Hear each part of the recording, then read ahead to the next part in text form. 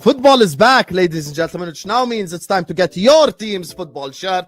But I'm not trying to pay £120 for a football shirt. I'm just saying. But I have found the solution for myself and for you, the lovely audience of the Don Husam channel, with your own coupon promo code. And this is the solution, ladies and gentlemen. All you've got to do is just go to okjersey.com. As you guys can see, all the options are there. Of course, I'm a Liverpool fan, you guys already know. And then this is the shirt. Look how amazing it looks. I'm just going to go pick my size. And then after that, I'm going to choose the Premier League patch. And listen, I'm too old to be putting any player names on the back. So I'm just going to get it as it is. I'm going to click add to cart, view cart. And this is the same thing that you guys do on any website. You proceed to checkout. You fill in all your information. And then after that, coupon code Husam. When you click this coupon code, you get a 8% discount. Enjoy shopping, guys. Wow. Well done, guys. Well done. Bismillah ar-Rahman ar-Rahim. Hello everyone and welcome back to the channel. Dio, we can't see you. Make sure you guys are liking the video. Make sure you guys are subscribing to the channel if you're ready to do so. Big up to every single one of you guys. Please slap that like button right now. Subscribe to the channel right here, right now as well. A-Listers episode 109 is on the way, Habibis, and we're here to discuss all the Premier League's action and also look forward to the Champions League games and much more. Dio and Flawless, are you guys here? We're live, Habibis.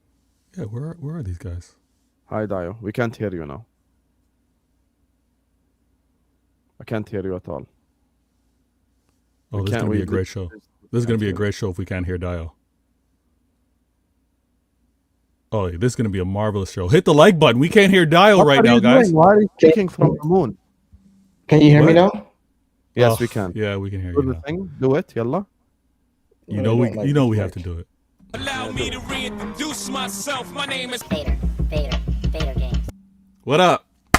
Congratulations, In the building. 1K subs as well. Congratulations. Just so. Congratulations, baby. Congratulations. Anyway, big up to you, Vader. I've got no idea where Flawless is. What? Anyway, guys.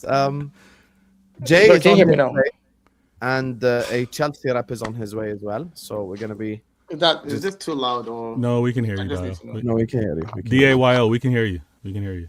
All right, cool. I'm not at home. Anyway, chat, let's get the likes up, please, early and subscribe to the channel.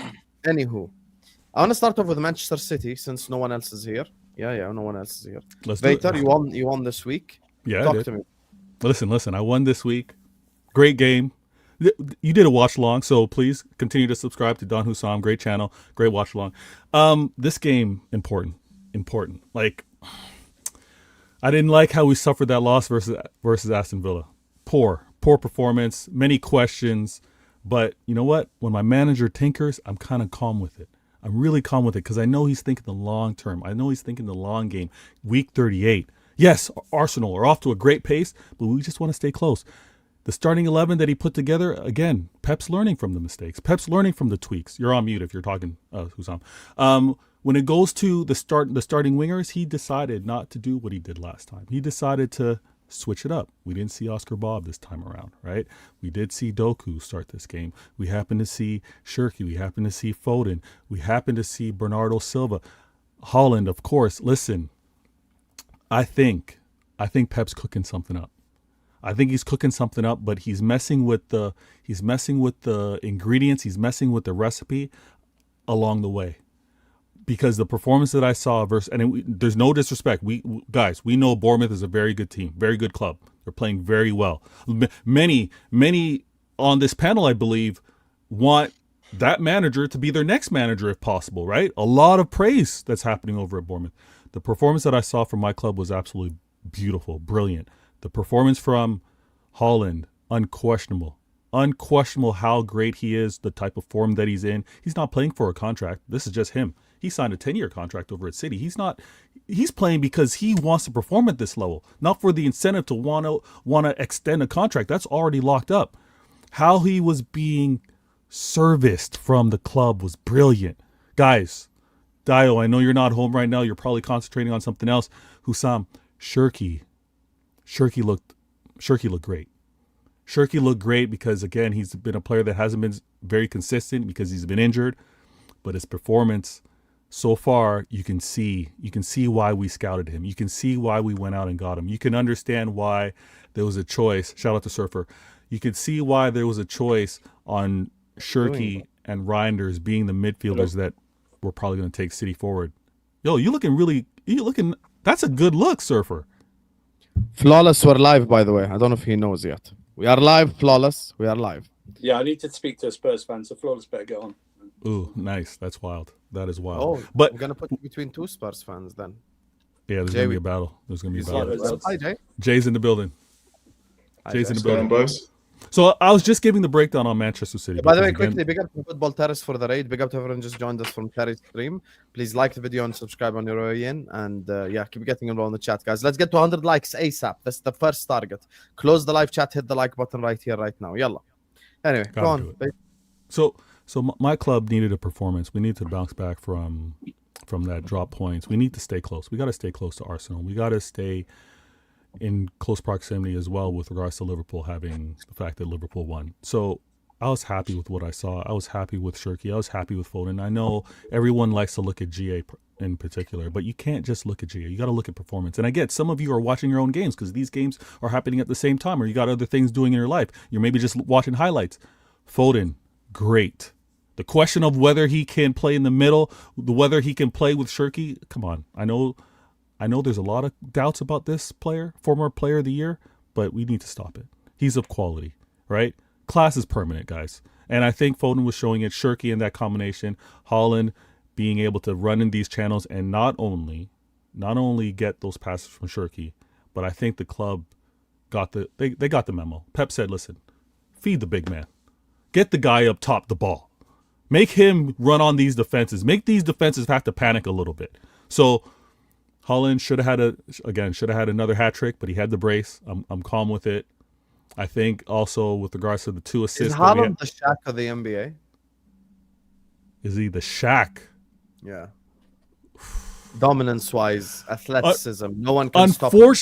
You know what? I would agree with you, but just like the NBA, this is a soft prem. Like with VAR, with how things are being officiated, he can't be the Shaq that he would normally be. Who's the Kobe of this team then?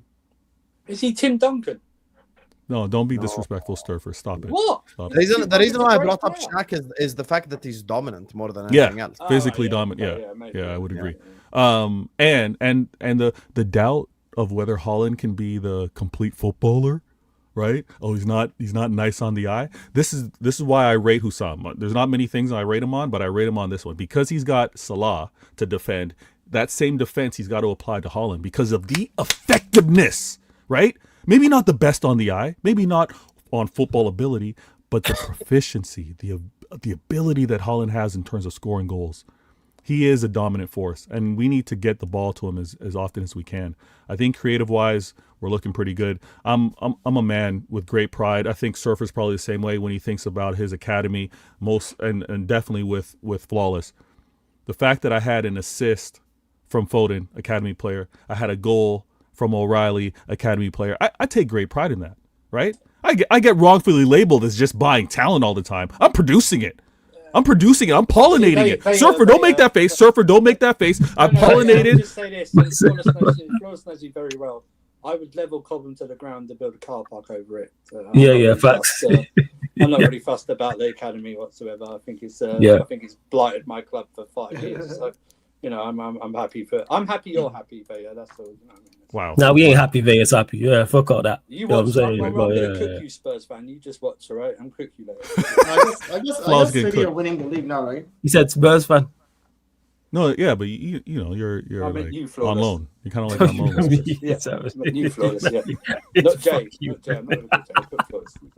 Hey, this ain't about me, man. This is the City segment. It will be. Right? It will be. Dio, why are you doing this lazy? So I guess City are winning the league now. Why are you doing all this? No, that was a question. That wasn't lazy. That was a question to you. Oh, that was a real. No, that's a real question.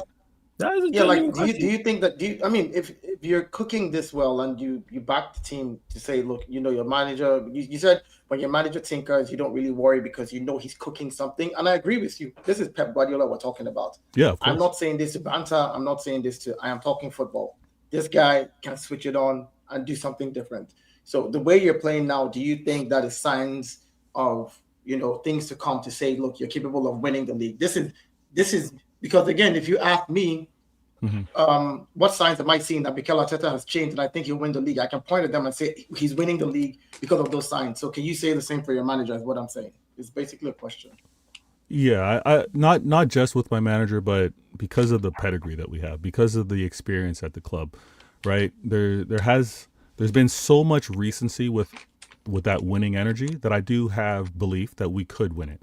Have I seen enough to say we are definitely winning the league? I'm not going that far. I do have confidence that my club can win the league 100%, but the evidence to be like, oh, I've seen this, I've seen this, I've seen this. I'm guaranteeing, I'm telling you right now, we've won. Ndiaye just scored a banger against Sunderland. Oh, nice.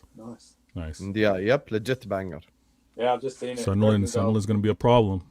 But yeah, Dial. Sunderland. Yes, against Sunderland? Yes, for Everton, yeah. Oh, crap.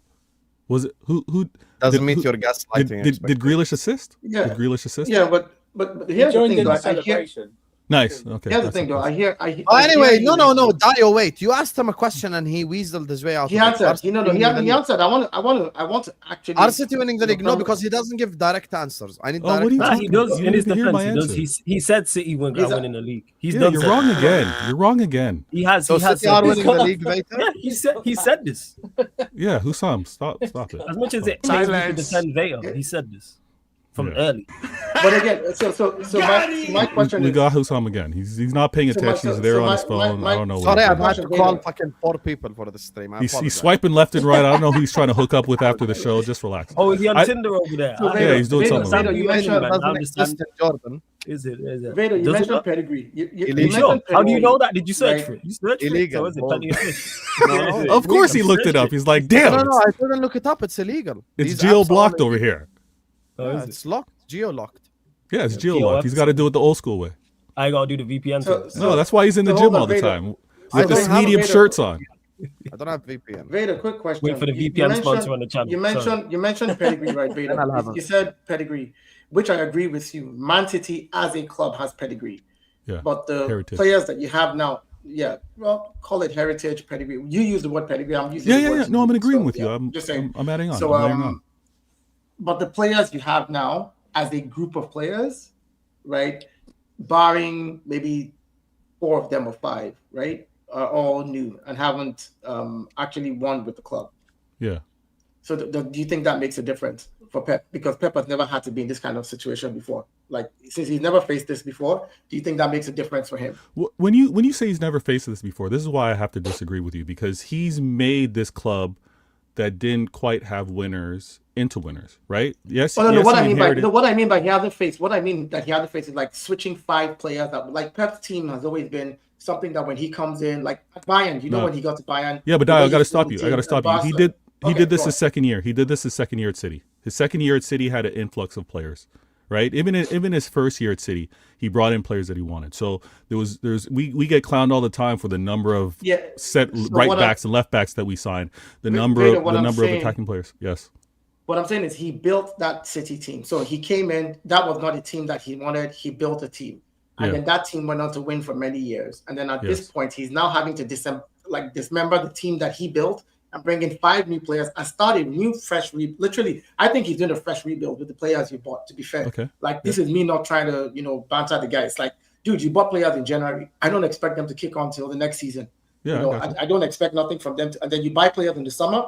I don't expect them to now kick on until like January. So it's almost like saying there's a whole year where he's going to have to figure out stuff out. And fair enough, right? So my question is, he's not been in a position where he's had his winning team for a long time, stripped about 5 players, and then brought in 5 new players. Do you think that would be an issue? Is what I was just asking. No, I was hearing your point. I don't think it's going to be an issue for this manager. I think it's a challenge for any manager to bring in this many players and to get them clicking, right? But this manager in particular, the core is why I'm kind of chill. From a core standpoint, we didn't have many changes because when you think about serial winners, you got Phil Foden remaining here, right? He's got the heart of the club. He knows exactly what it's all about. We still have remaining players like John Stones, like Diaz, right? We still have from a treble winning side, we still have Haaland, and you know that the mission that he's on. So I think the influx of new players is great because we got players that chose us, right? Like Haaland. Haaland had his choice to go anywhere in the world. Literally. He could have gone anywhere. He actually said no to Real Madrid, which happens to be the destination for everybody, right? But he turned that down and came to Manchester City. And so when we have players... Excuse me? Because of his dad. Well, because of the heritage and the lineage of his dad, yeah. His dad played there. His father had a big influence on that. I mean, he clearly said it as well. So yeah, exactly. Yeah. So he had his choice of going everywhere. And again, he visited many places, chose City. And he's now signed, he's going to be here for 10 years, the contract that he signed, right? Unless someone wants to pay out a release clause for like 200 million or whatever. But he's going to be here. And when you have that and you bring in players that chose City, with everything that was happening around us, the gray cloud of 115, other players turning us down, like we lost out on Declan Rice. Apparently Declan Rice chose Arsenal over City. So maybe his choice for Arsenal is going to pay out this year. Why did you laugh when you said that? Why did you laugh? Andrew, why can we see your face because you're set like this? Why did you say apparently? Don't you believe it? Well, I don't know. I don't know the behind. Oh, you don't know the scenes stories. okay. I don't know. But let me ask the rest of the panel a question. But guys, ask the rest of the panel a question because I want to ask this question before we move on like to the Chelsea Spurs game. And this question is man. What's wrong with you, Jay, not you, Dio, because you're emotionally invested in this. So obviously, Spurs, Chelsea, and United, all three aren't in the title race. Do you think City are going to be Arsenal's toughest opposition this season? And if you believe so, why? And this question to all three of you. Maybe, yeah. I tell you why. Maybe because I think there's more Villa results for City in the league. Do you know what I mean? That they'll drop more points than Arsenal will. Yeah. Sorry, my fingers. Your doorbell. You need to go get your door. Or something. He just had an idea. That's what I was. Yeah. I think City are starting to maybe the closer City understand their team, like the more challenging they're going to be to Arsenal. So I feel like when you're getting Cherky in the team and O'Reilly's playing and stuff like that, now it's a bit like, okay, they kind of know O'Reilly needs to play left back in the starting 11. Like he should know that moving forward now. Yeah. Because obviously, like Aït-Nouri hasn't really worked that well so far. It's obviously early, but yeah, I think City is kind of like it goes back to it's not a million miles away from last season's context of Liverpool had Salah, who was just amazing, and Arsenal kind of had set pieces and stuff like that. And it's like, which one's more sustainable? Yeah, Arsenal's set pieces or Haaland's form. And I think. You could make the argument that's what the narrative will be this season. Like, what's more sustainable? And it's like, at the moment, that narrative is wrong, though. But carry on. The narrative is wrong, though. What was it again? That narrative is wrong, though. It's not. I don't really think it. I don't think it's overly wrong. I think Arsenal rely on set pieces. We've been through this. Arsenal rely on set pieces just as much as City rely on Haaland. We scored more. Hold on. In all competitions.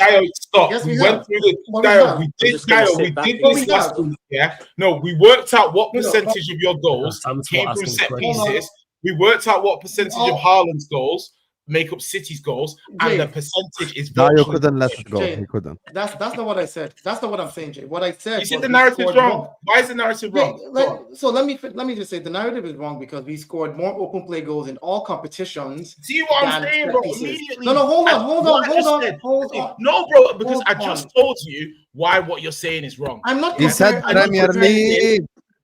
I know, but that's my point. Premier League, and then you started saying it. Hold on, Husam. Premier League then becomes the narrative, right? Do I say that Liverpool is the set piece king of Champions League because you scored the most set pieces in the Champions League? Okay. No. My point is, I can't label you in one competition and say, oh, well, I'm looking at Arsenal as a squad over this season. I don't care about the squad. We're scoring open play goals. No, but it doesn't matter. It doesn't matter. I'm talking about the Premier League. We're scoring open play goals everywhere. Those want to be ignored, and all you want to take. Bro, it's not ignoring it. It's not part of the Premier League. Why? But everybody's what playing a you do low in the block. But it's the Champions same League, team. It's the same team Bro. playing though. That same Bro. team is scoring open play goals. Right. But in the Listen, Premier League, where people bro, are playing listen. the low block, What they want you to do in ignore the that. Champions League, bro, listen. What you do in the you are arguably one of the best set piece teams to ever play in the Premier League. Yeah, Incredible true. I what agree. you do. I agree. Like incredible I what agree. you do. So it's like you're saying it as a negative. I'm No, not I'm saying not, it as I'm a not. negative. I'm saying that based on the stats, yeah, what you do in the Champions League, amazing. But we have the Premier League as a reference because I'm only talking about winning the Premier League. So what you do in the Champions League is irrelevant for the Premier League. I can just use Premier League stats. And in the Premier League, a high percentage of your goals come from set pieces. No issue with that. A high percentage of City's goals come from Haaland. So it's okay to ask which one is going to be more sustainable as to who wins the league. No issue. I don't think that's to me, I think that's, you're going to say, I don't want to embrace being a set piece team. Nobody's saying you are only That's a set not what piece. I'm saying. I'm not saying you're only a set piece team. I am saying that a high percentage of your goals come from set pieces. That is true. Yeah, That is true in and the just Premier like League, a yes, high in the Premier percentage of League. City's goals come from Haaland, whichever one is more Daya, sustainable. why are you so sensitive? By the way, I just want to say something. No. I Before said you I talk- agree. What is sensitivity? I said I agree. Mhm. Why do you guys get so sensitive about this? When Jay first started speaking, he said in the Premier League, Erling Haaland has contributed to just as many City goals as Arsenal has had set pieces. But there is nothing wrong with that, though. So who gives a fuck? Like, it's it's really not that deep at all. Husam, It's Husam, legitimately Husam, not deep. Husam, Like we can Husam. say, All I we said, can- all I said, can I all I talk? said in Can I talk? response. It would be great Yeah, if go I on. can speak, please. I think with City, every City fan in the universe will legitimately look you straight in the face and say, 100% we rely on Erling Haaland. No one will cry about it. No one. Why is it like as soon as Jay goes like same amount of percentage for Arsenal set piece goals? I was like, why? No. You see, it's the way you present it again. All I simply said to him was that the narrative that Arsenal heavily depend on set pieces is only being looked at in the Premier League. If you look across all competitions, we're not scoring set pieces in other competitions because teams are playing differently, which means the same team that have to score set pieces in the Premier League because of how the Premier League is set up against them is scoring open play in other competitions. Overall, we scored more open play than set pieces in total in all comps, which means that narrative that we heavily depend on set pieces alone in general is not true. Now, in the Premier League, yes, we have to find a way to score. My point to him was, if they think that Arsenal is just a set piece team, which is a good thing, it's a tool that we use. We need it. If they think that that's all we're going to depend on all season, wait till teams open up and play open play football and not low blocks, and then we'll see the difference. That's all. That's all I was saying. It's not about being sensitive. I'm scoring set pieces. I will take it. You know, Newcastle has the same number of open play goals that I have, but they only have 3 set pieces that they've scored, and they've had the most long throws, 23. If they could convert about those 23 goals, Newcastle will not be number 13 right now. They'll be up on the table. All I'm saying is it's part of our tool, but just to label the club and say, well, this season you're a set piece team when you scored more open play goals in all tournaments, I just think it's disingenuous. That's all I'll say. So yeah. Okay, no problem. I appreciate that answer. Okay, now I want to move on. Talk about Chelsea versus Spurs. Flawless, you just haven't told us your opinion on City yet, so just give us a quick summary of the. City. I think City will be right there simply because they got 2 absolute massive difference makers in Haaland and Pep. To rule them out is ridiculous. You have 2 with the manager and with the player. You have 2 people who are on it. 2 individuals, if they're on it, we see what Haaland's moving like. Like, look at the way he's scoring goals. You asked right at the start about like, is he Shaq? That tells you all you need to know in regards to his dominance in the league. And you could argue as well that City, even though they've been playing better, obviously bar the Villa game, have levels to go. Like Cherky's been out, Marmoush has been out. Plus those 2 are new, more so Cherky as well. So, and Dio keeps mentioning about City and their rebuild. So what happens if it does click into gear and the players around him get better? And then you've got Pep, who's Pep. Like they're capable. Everyone looks at them and goes, yeah, they're capable of going on the run. Look at the talent that's over there. So yeah, I would say they will be the closest challengers to Arsenal. And I think anyone ruling them out completely, you might not have them as favorites, but to rule them out completely, I think is just plain daft. Okay. Let me just grab these 2 supers, and I'm going to move on, talk about Chelsea Spurs. Big up to everyone locked in. We got 350 people in the building. Appreciate you guys. Thank you guys so much for showing us always love and support. So please hit the like button. Please subscribe. Flawless, you're live after this, right? Yes, will be. Yeah. Send me the link in the private chat. Yeah, So get you send me guys the link covered to with that. entertainment all the way. So please hit the like button, subscribe now. Let's get the likes up, and don't forget to check out our sponsors, OK Jersey, and use code Husam for 8% off, Habibis. So let me just grab these two, and then we're gonna move on to talk about Chelsea. But I cannot believe fucking Chelsea beat Spurs again. I knew it, but anyway. Big up to my guy, 240 pound Turkish. I got a job at the Emirates, so Arsenal job is likely, and Chelsea are suspect in Dubai. Just saying, because Dubai is coming out of that. Don't even ask about City. What shouldn't I tell Arteta? Fuck Manchester City. I have no idea what you say there, other than three fuck Manchester City. conversations in one there? Was that I like think three is conversations? he okay? I agree with fuck Manchester City completely. So that part, me and you Yeah. shake hands. Yeah, I on back right now. that. Yeah, we all back it. Everyone on the Yeah. panel backs it. Yeah, except everyone Vic. backs that. Yeah. Yeah. Everyone back except Andrew maybe as well. Blue Brothers and shit. No. 'cause they're cringe. No.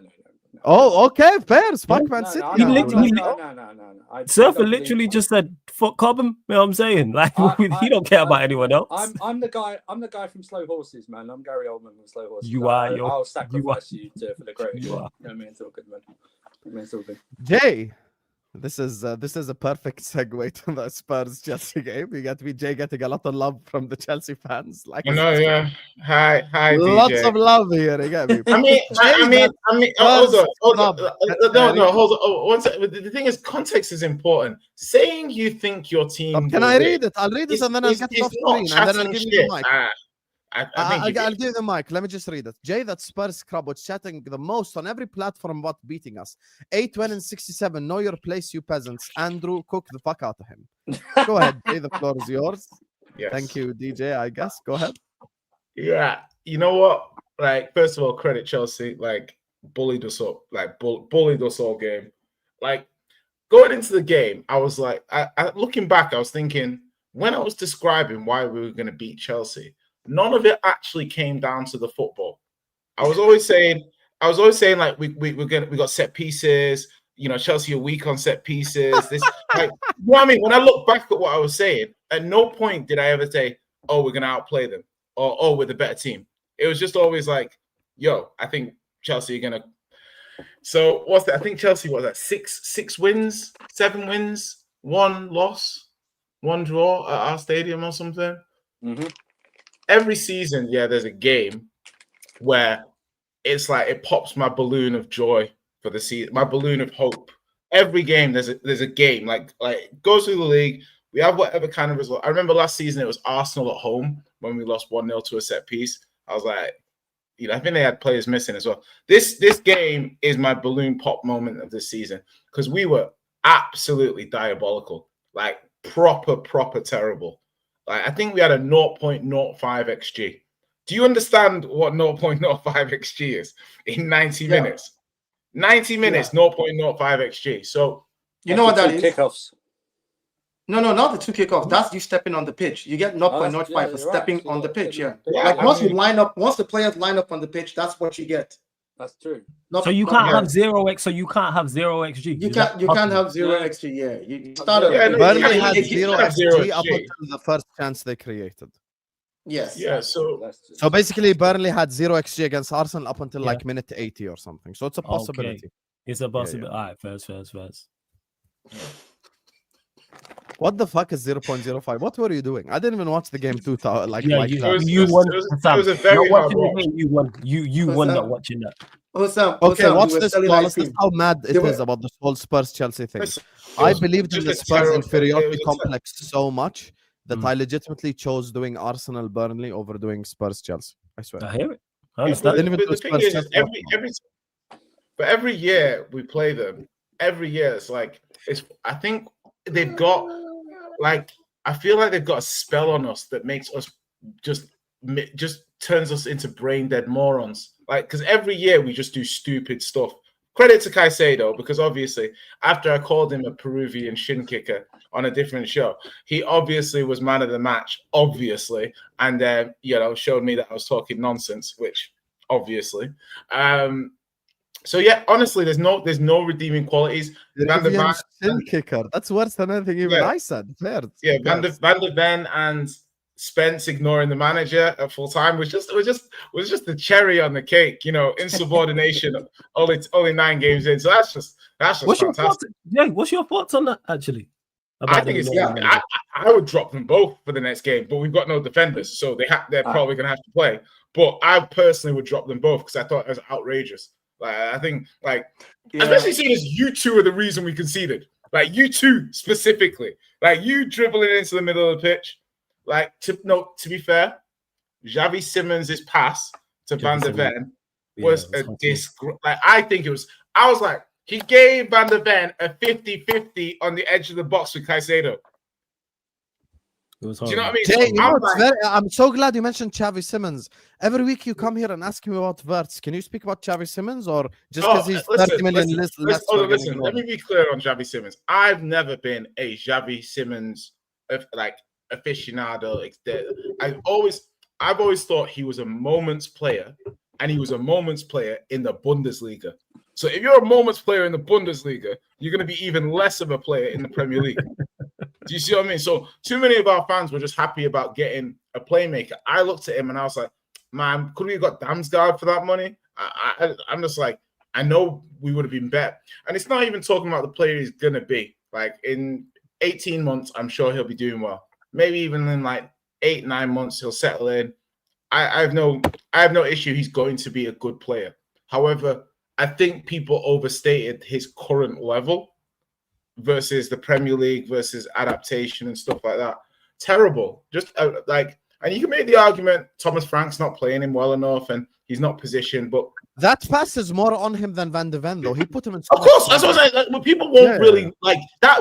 I don't even blame Van de Ven like 1% for that. That's totally on Simmons. See, for me, on that goal, if you look at it closely, Van de Ven, when he gets the ball, yeah, Caicedo has got him if he goes left. If he goes left, Caicedo's got him. He goes right, Caicedo still gets him. Yeah? So, the only way out, Van der Ven, he would have had to hoof it as soon as he got it. But as soon as he takes a touch, he's done. So, yes, I think Van der Ven could still have put it into the stands. I think the atmosphere at the time, because of how we were playing, might have impacted the players' decision-making in that moment, like not wanting to just clear the ball. But it doesn't matter. Chelsea were just the better team. If it wasn't that, because we made a mistake earlier and Pedro should have scored. So if it wasn't that, it was that. It was there's so many we would have conceded that we just were not good enough. And it's similar to the Bournemouth game when the players looked like they'd never met before. Like this game, it's credit to both of those teams, but high press, lots of pressure. These players don't know what to do. Because if you couple technical quality with pressing Spurs aggressively, the players don't know what to do. And that let me ask you the elephant in the room question, because this has been asked even in the Spurs fans. Why is your away form so much better than your home form? Why? What's the reason? Well, I think it's two-pronged. One, with the home form, you need patterns of play. Like you need attacking patterns of play. I'm not sure how good our attacking patterns of play are. Like if you watch Spurs, Spurs will try and go down the wings all the time. Always try and go through Kudus. Always try and go down the left wing. Never go through the middle. Yeah, that can work at Brentford when you don't need to progress the ball and you've got like Mbuemos and stuff like that on the wing. Cool. At Spurs, what we're getting found out at home is Bournemouth, Wolves, Villa didn't win any of those games. All of those games came. It's actually really bad, because as I'm saying it, I'm realizing we're actually fucked, because those games were playing kind of more teams that came to low block us, and we didn't win. Then we played Bournemouth and Chelsea, who high pressed us, and we didn't win. So it's kind of like we just can't play against either at home. But Jay, why do you think the problem is? Because I'll say this: I rate Thomas Frank, and I rate some of your players. I kid you, I'm not. This is. No. When I say rate, I'm talking about. No, I'm not saying you. I'm just saying no. I'm not. Like, I know, but I'm like, there's some of your players that I know can make a difference. Not the new ones, not the new guys who've come in. Like, I didn't watch the game, so I can't really speak to that particular game. But the other games that I've gone back and looked at and some of the highlights, it's almost like you guys have no leaders on the pitch as well. Because the manager can coach you so much, And there's got to be somebody on that pitch who takes on the leadership role to be telling the other players, like, all right, let's push now. Or let's do. It's almost like you guys have nobody on the squad. Well, I think You know, I think first, I'm not going to blame injuries, but we have a lot of players out at the moment. Like we do have a lot of players missing. Yeah, I mean, like no, as in like you think of the Madisons, the Kulus, the Solankis, Udogi was out, Romero was out. You know, that's like half of last season's team. So that's not really the excuse. But there's two captains, there's three captains there. Kulu's national team for Sweden, Madison's vice captain, blah, blah. But there was enough on the pitch. Chelsea had players out. Chelsea are missing their best player, Palmer. Yeah. You know, Chelsea have other players out. So I'm not using the games as an excuse. That's not really fair. I think you've got to look at it. I think it's easier. I think Michael Owen said it better. It's easier to destroy a house than build a house. Yeah. So with Spurs, when we're playing away, most teams in the Premier League try and attack to an extent now. Even if you're Leeds, you're going to have a bit of a go. There's very few teams that aren't, you know, trying to get at least like 40, 45% possession, right? So automatically you can play a transition game, like against some of these teams, win your duels, do some set pieces. And also we're finishing quite well, you know, set pieces, couple of goals. Is what we're doing away from home sustainable? I don't know. I hope so, because otherwise we're fucked. But yeah, no. Yeah, I just feel like there's a just a lack of, like even with the injuries, even with the injuries, there's just a lack of, like in the games that, because every time your games are on, if I miss it, I always go back and try and watch the game again, you know, at least to have an idea of what's going on. So I just don't, but I've not been able to watch your game with Chelsea. I was just following the real-time commentary in text. It just feels like there's no leadership, though, from what I've seen in the highlights. That's the thing that I picked out. I was like, even if we're bad right now as a team, you know, there's a level of there's somebody dragging this team, whether they score or not. You see that fight. It just seemed like it wasn't there in the highlights, you know. So do you know the issue that Spurs have a lot at the moment is Spurs. We don't really have a talisman at the moment. We don't have somebody that we can rely on to pull us out the shit. Like we don't have anybody. So it's Kudus is trying, you know, but he's still got that a bit of an erratic end product. I've always thought the decision making isn't 100 there. So yeah, I mean we don't have to, so if you don't have talisman, you don't have high quality forwards. I think we should be getting more out of the attack. Obviously, I think the players are better. I saw Forest under Ange create quite a lot against Chelsea. Obviously, apples to oranges, but you know that team could get got at, things like that. So yeah, we're lacking a lot at the moment, and I think the manager's got it. But what the manager's also dealing with is Spurs were very bad at home last season.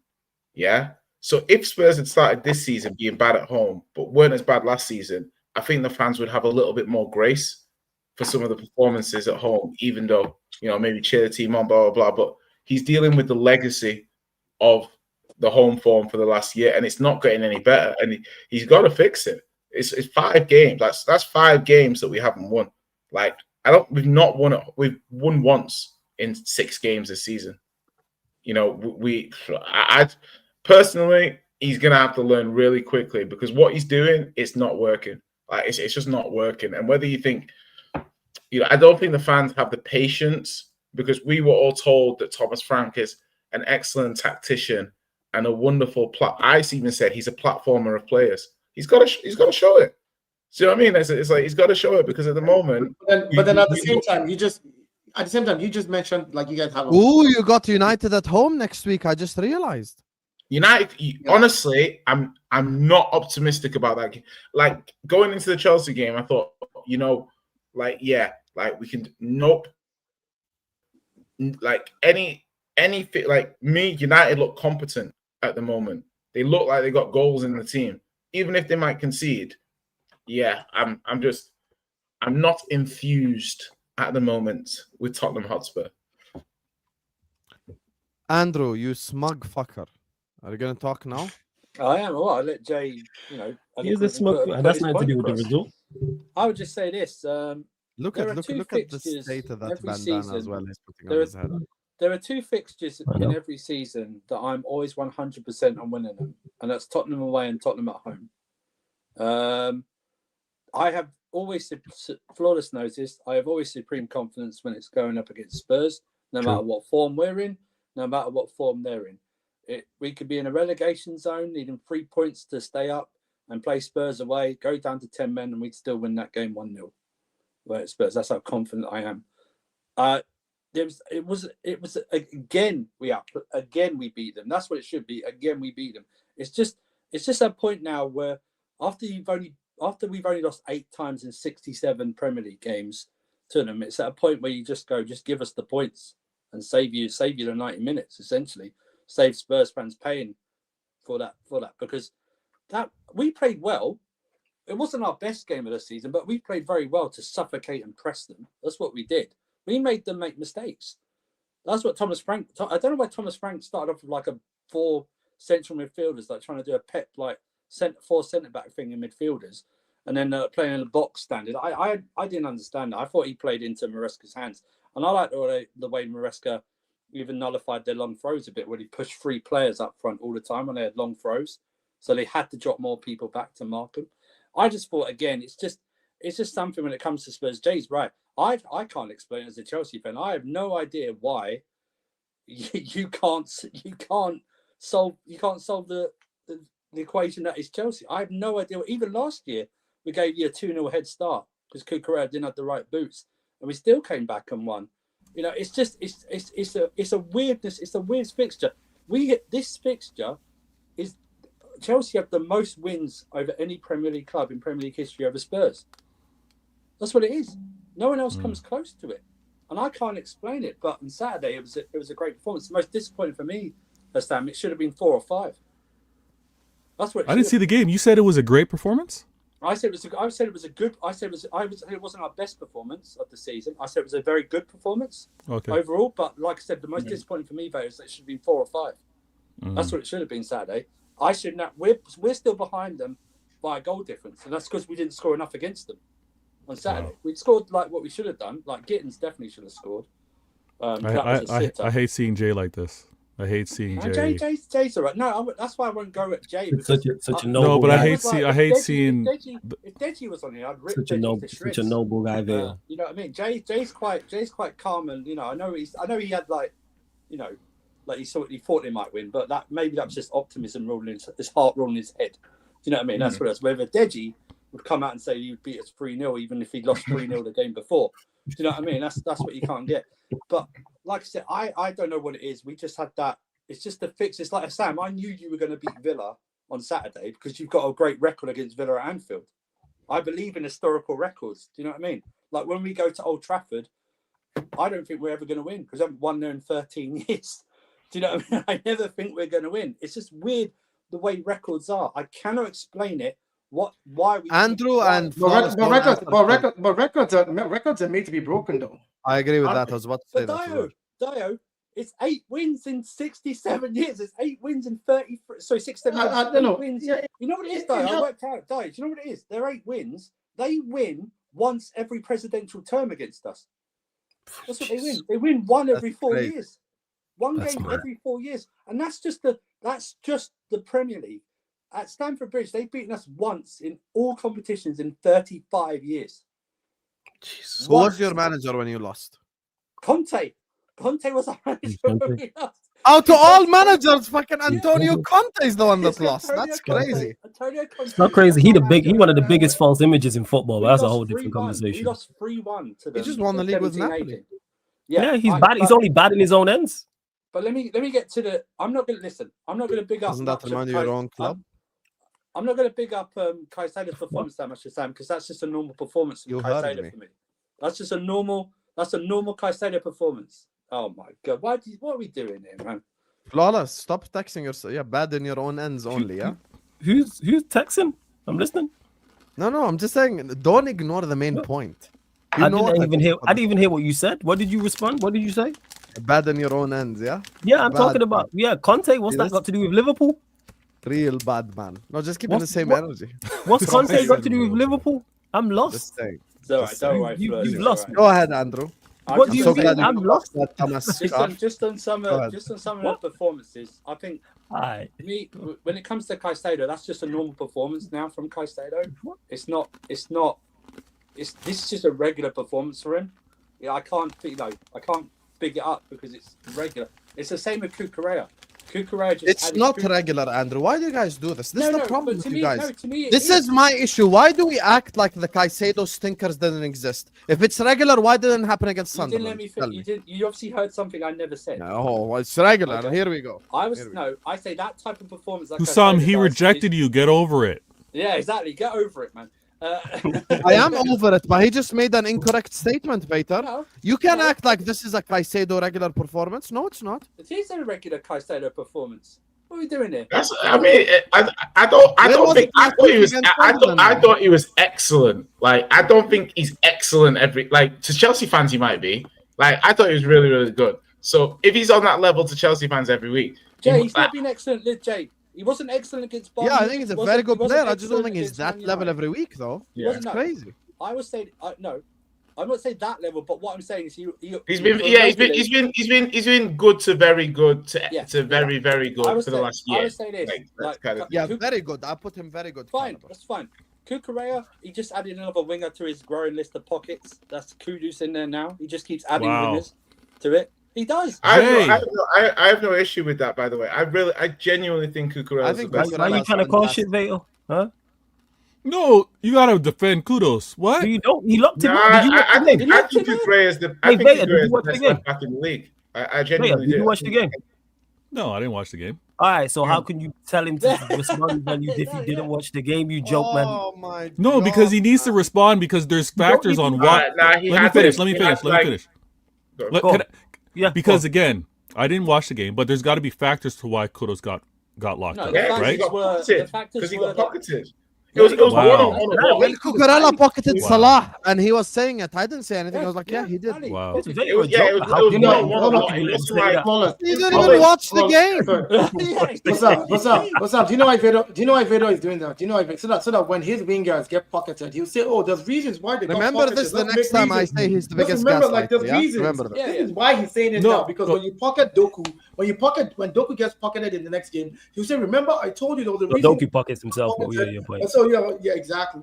Don't. All right, guys. Let me explain my point because they all want to carry on. Sorry, sir. What point? You didn't even watch the game. Yeah. So let me answer.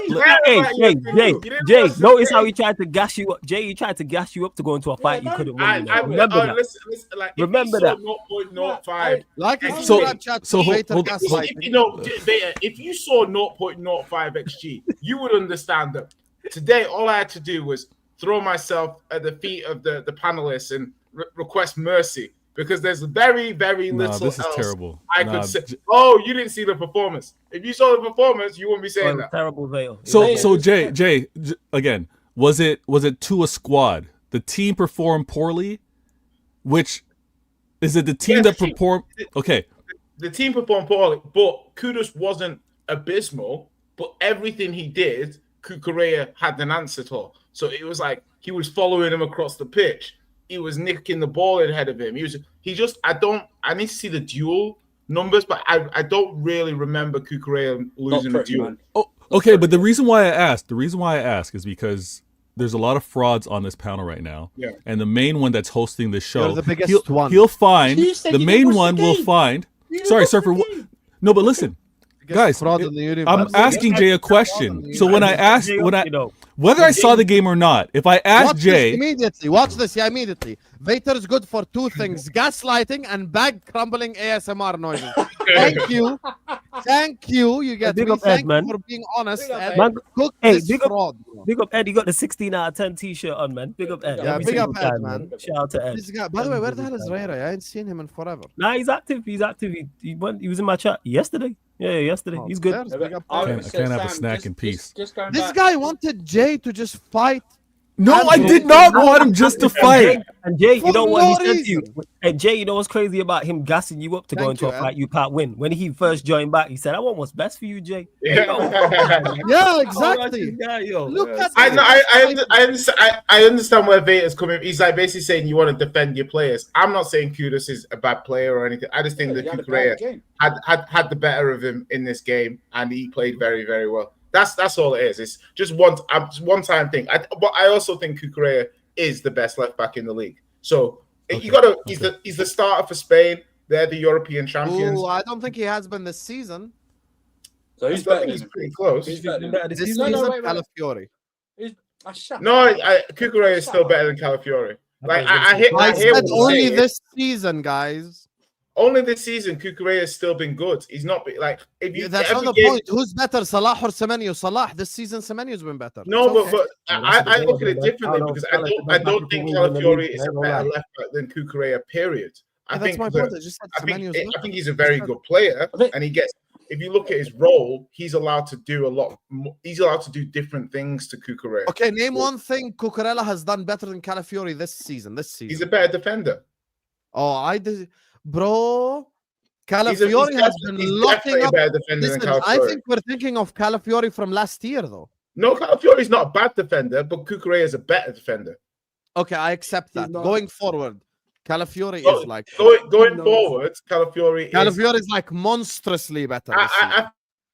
I don't think. I feel like, Monster's better at honestly, all. my personal That's why opinion is he's playing more than Calafiori's chances for silkier. Arsenal, man, to He's open play, I silkier. He's a little more aesthetically pleasing on the eye, but I don't think he's more effective per se.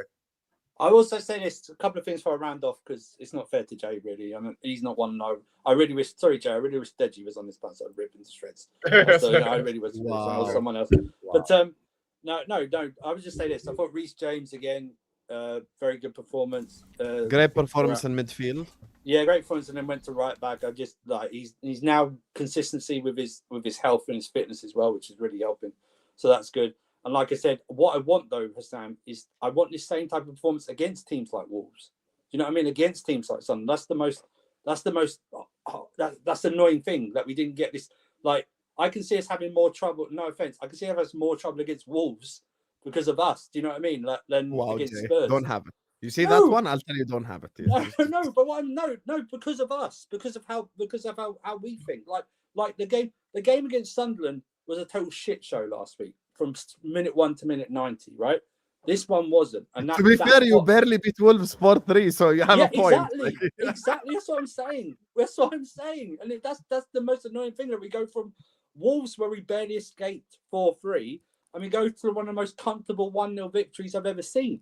That's the one of the big frustrating things from me. And that's what I want them to be more consistent. I want them to go and destroy Carrier Bag on Wednesday and then destroy Wolves on Saturday. Sign off. Are you on the title race? Because I think Lewis thinks it. No. I told you, you know me, I've been very consistent. We're not in a title race. The recruitment showed me we're not in a title race. We're in a top 4 race. That's what we are. I'm very consistent. You know that. Do you think Gittins is ass? No, but Who's asser, Gittins or Garnacho? oh god, Nacho by far. It's not even close. It's not even close. I'm not. No. Ganashes is well below par, man. He's just. You know, Loki, I feel bad for Maresca because if they actually gave this guy like one Yes. good winger, Yes, this I whole agree. team would be different. Just one good winger, bro. Yeah, I agree. can't believe- If they They did like, Maresca so dirty with that winger selection, bro. Just give him one good winger, for fuck's sake. They didn't give him one. Gittins is I wouldn't take Gittins. I wouldn't take if I combined Gittins and Garnacho attributes together and made one winger, I wouldn't take him. But I would say like obviously I know we're not talking about end products, but I thought like if you look at Chelsea when you play like that, like when Chelsea play like that, I don't think anyone had a bad game. Do you know what I mean? I don't think. yeah, I think I'm not. I just think. I think he wasn't effective in the final I third, don't but I rate him think. overall. That's all. I just don't. Oh rate yeah, him. I hear. That's what I'm saying. I was just like in defense. It's one of those performances for me with Chelsea where no one comes off that pitch, and I'm like, you played badly. Everyone played their role. I don't like the combination though because I don't like the combination of Neto and Garnacho on the wings. That's Yeah, why I it's don't like a it. little bit. Yeah. It's You a know bit what I too. mean? It's quite direct, right? Yeah, they're both. To be like- fair, Neto hasn't covered himself in glory either. Let's be No, honest. Like, that's very true. hey, I was on Lewis's watch along during the Sunderland game, bro. when Yeah. Garnacho was running straight through on goal and Neto passed it behind him. And I'm Yeah. like, Oh man, that Yeah. was like, you know, like what that reminded me of? Garnacho, I don't expect much from you, but Neto, I expect better. now, That like. reminded me of like Raheem Sterling when he doesn't pass to people when Mm. they're hoping that he can score.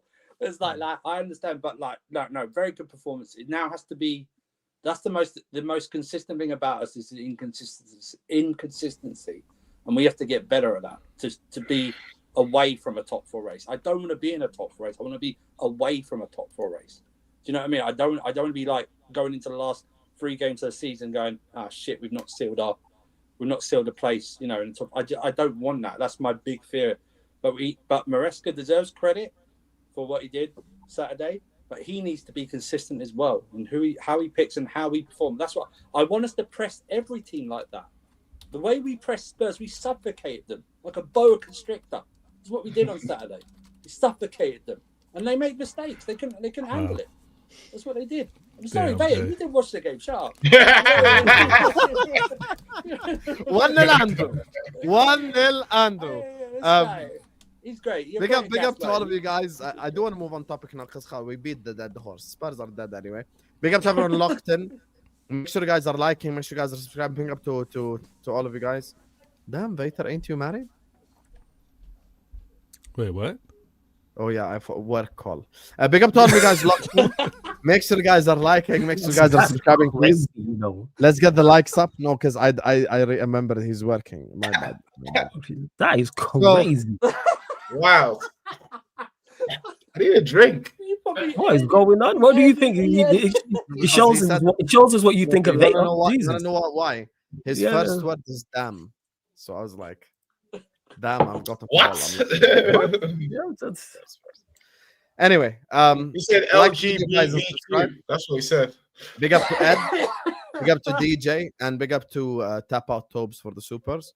Liverpool, guys, we won! Hey! We made the It was a bit shaky in that first half, though, wasn't it? You're back. Whoa, Liverpool's back. whoa. Sorry. We won a game of football, and your first statement is we were shaky. That's Aston fair. Villa had Yeah, zero yeah, big you're right, chances. you're right. Fair enough. I'm sorry. I'm Aston sorry. Villa had zero big chances. Don't be shamed. I know. I'm sorry. I just thought misery loves company. You Hey, know. they- No, I'm not miserable because I'm happy we won. Hey. Yeah. Dio, I'll start with you. Everyone knows my opinion anyway on Liverpool, so I'll start with you, Dio. Did you watch the Villa game? Yeah, I did. Hold that, I did. Vater, you unprofessional Later, fraud. definitely Anyway, didn't. Dio, yeah, I bet you Vater did it. Dio, tell me your thoughts on the Liverpool game. How I was it? Improved performance and generally your feelings. I think the Liverpool team you feel that this weekend was basically the team that won you the league last year, barring Darwin Núñez on the bench and a couple of other players, Diaz and all these guys. That was the formation that you had last season that gave you stability. Honestly speaking, I think what Arne Slot just did this time around was he reverted back to, reset code. He's like, let's just reset. You're playing Robertson and you're playing Conor Bradley. You're not doing all this crackers nonsense and testing everybody out and trying to figure shit out. He's like, no, let's just go back to this back four. Let's go back to factory settings in the midfield. You guys look good. Again, McAllister with Onana, I don't know how that was not a sending off because, again, regardless of height difference, if two players are pushing at each other, push on his shoulder, don't grab him by the throat. I don't see how that was not a sending off. But having said all of that, the Villa goal that was disallowed, that one was a disallowed goal, fair enough. I thought that if that goal had stood, it would have shook Liverpool. That's the first thing. But Liverpool looked like they went on to be stronger right after that goal was the score correction was done. And by second half, I was like, Liverpool is winning this. It's like there's no Villa were not going to come back from this. Villa did the nonsense that they tried to do against everybody, which is play out from the back. And I mean, Martinez, what did you do? Eventually gifted a goal to Mohamed Salah. Yeah, Salah might be in bad form right now, but you don't give Salah those kind of chances and expect him not to put it away. Like that's stupidity. It's basically like riding a bicycle. Once he remembers how to do it, or once he gets back on the horse, it's game over, right? So don't give them that confidence. I think Villa, again, don't have a good record against Liverpool anyways. So I didn't expect Villa to do much. I expected a draw. I thought they would be able to at least, Villa would at least be able to get like a score draw or something, 1-1, 2-2, whatever. Like just give them a good game, get a draw, and just keep them wondering what they're going to do against Madrid. But now I think, Liverpool, if Slot sticks with this game plan, and he also has players that can come off the bench, now. So if he sticks with this game plan, I think you guys will be back on track to actually trying to win more games. This is what he should have done 4 or 5 games ago. After you lost the first game, this is what he should have gone back to factory settings and said, okay, hold on. Things aren't working. Let me go back to what was working first. Let me stabilize the ship, and then I'll figure out how to put these other players in there. So yeah, it was a good game. It was a good game. I enjoyed it, but I wasn't happy that you guys won. I wasn't happy Liverpool won, I'll be honest, but it was a good game. I'm not going to sit here and try and, my emotions. Good defensive performance by us as well and everything. Yeah. Good, no. All round, I think it was because you went back to what you were doing last season. You went back to barring Ekitike replacing Darwin Núñez and a gap, like barring those players that have left and the new players you brought in, you had the same squad from last season. And for the first time, I saw Alexis McAllister for the first time this season show fight. McAllister showed grit in this game. Like he wanted every ball. He got into it with players. This was something we didn't see a couple of weeks ago, a week ago, 2 weeks ago. He just looked bland. But this game, it looked like he wanted to fight for the badge. So yeah, let's hope you guys can keep it up. I pray you don't. I pray that you guys fall off. I pray you get into 17th position like Tottenham did last season. That's my prayer for you. I want you to be the worst champions ever who have actually won it. And then the next season, you just fall off totally. But I doubt if that's going to happen with the quality of players you have. I will just give it to you guys and say, well, good comeback. But next 2 people that you have to play is Madrid and City. I don't know if you're going to get through those 2. I'm just saying. Fairs. Dinishan, Footy Judge Mo, who's the biggest hater of Florian Wirtz this whole season, yesterday said as bad as Wirtz has been, he believes Simmons has been worse. So, just saying that. Yeah, I think Simmons has probably been worse. I think Wirtz looks as if he knows what a football is. I think it was a pretty, has Simmons been that bad? Knows what a football is? It's just like the last few weeks he's getting worse. Well, I think that his best performances have been all right, and his worst performances have been diabolical. So I think when you have that as a spectrum, that's difficult. I thought that was a very good synopsis. There's not a huge amount I wanted to add to it. Basically, moments. Like that's when it's not going well for you, you need the moments to go for you. Like Martinez making the mistake, like disallowed goal, post, stuff like that. You know what I mean? The post at 0-0 and stuff like that. Exactly, that's what I'm saying. So they needed that to go for them, and then they took over and they showed they're a good team. It's to be expected. I think Liverpool, they just need to do what they need to do over these next few weeks, and it's win. But is it City next week? Yeah. It's Madrid tomorrow first. We got Madrid tomorrow and then City. We will so I feel I'm not sure whether that performance was good enough for me. We will be there. I don't know if the performance was good enough for me to be like in reverse. If we win the next 2 games. 100%. I don't know personally if I saw enough in that game to say, Liverpool should be confident. But it's Liverpool, European nights. Slot as well has got a lot to prove in Europe. Even though you had a great group stage last season, I feel like Liverpool fans were not surprised, but probably a bit miffed to go out early. But because you won the league, no one cared. So I think Champions League is relatively important for Liverpool this season as well. I think they're looking for a good show. Of course, 100%. Yeah. Jay, can I say something to what? Can I say something to what Jay just said real quick? Sorry. I just want to say that your next 2 wins, if you can get through it somehow, momentum is actually a thing. And those 2 teams, if you can get through Real Madrid and Man City with victories, I then fear for Arsenal because Liverpool, the confidence level of those players will be right up here. That's the big fear for me. Because again, that if it was like Sunderland and maybe the next 2 games are like Sunderland after this and Burnley, that'll be momentum. Okay, we beat this. We're getting back. We'll still need a few more games. As well. Exactly. If you get through Madrid and you get through City by some miracle, I hate to say what that confidence will do for Liverpool, and I don't want that to happen. So, but with that as well, there's such a thing as splitting the points too much versus Arsenal. No. Do you know what I mean? So I agree. It's almost like we need the Premier League needs City to win, because you're kind of far away. If City then drop another 3 points to Liverpool, then you're I both agree, right? But again, remember those 2 wins would give Liverpool. So a win against Madrid is for Champions League. Momentum-wise, Dio's right. That's a big win. Yeah, Momentum-wise, yeah. right. Do you know what that means? Beating Liverpool Madrid players are and thinking. City is mad right now. Do you know what Liverpool players will be thinking after that? We can beat any team as long as Arsenal drop points. We can keep going. I don't want them to have. I don't want them to have that.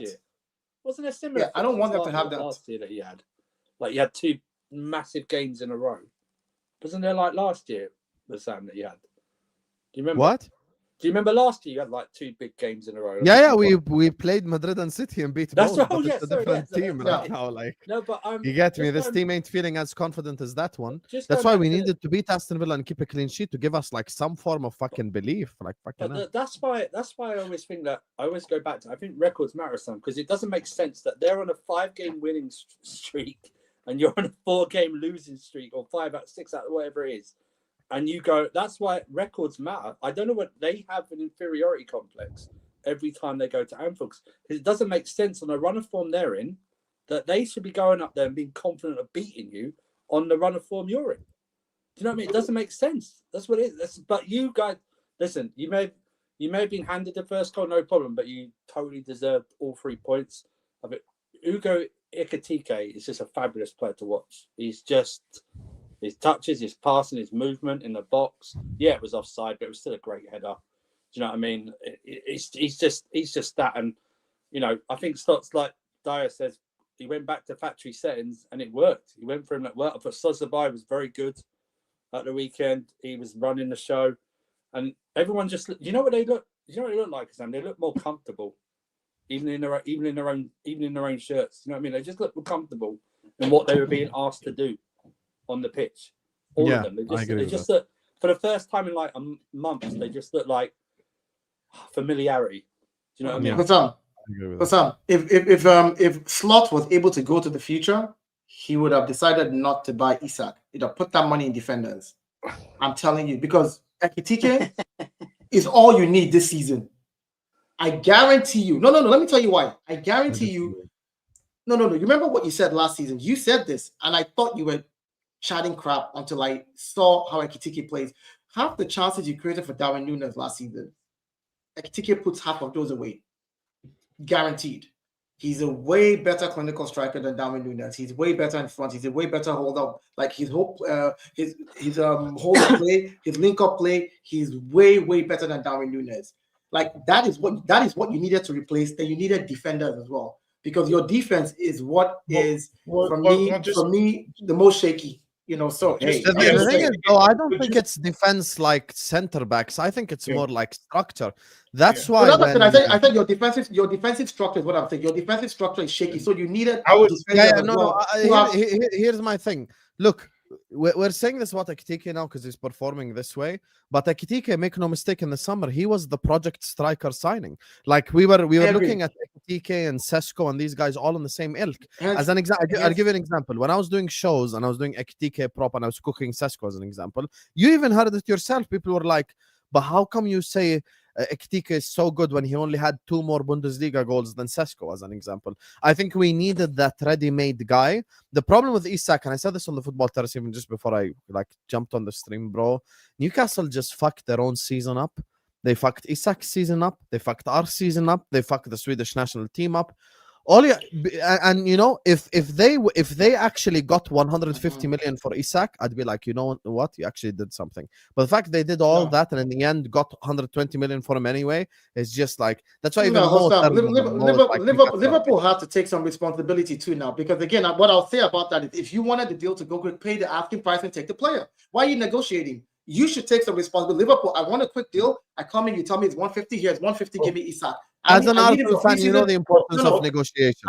I agree with you, but my point is both teams have to take some responsibility. We can't put all the weight on Newcastle for negotiating down and eventually accepting your price when you yourself, if you really wanted it really quickly at the beginning when you started to negotiate, you could have said, okay, here's the 150, or you know what, we'll give you 120, we'll spread 30. Yeah, but they didn't sell him for 150 though. No, I'm saying that I'm saying you. That's why your I'm people holding could have Newcastle. structured the No, deal hear me too. out. That's why I'm holding Newcastle accountable.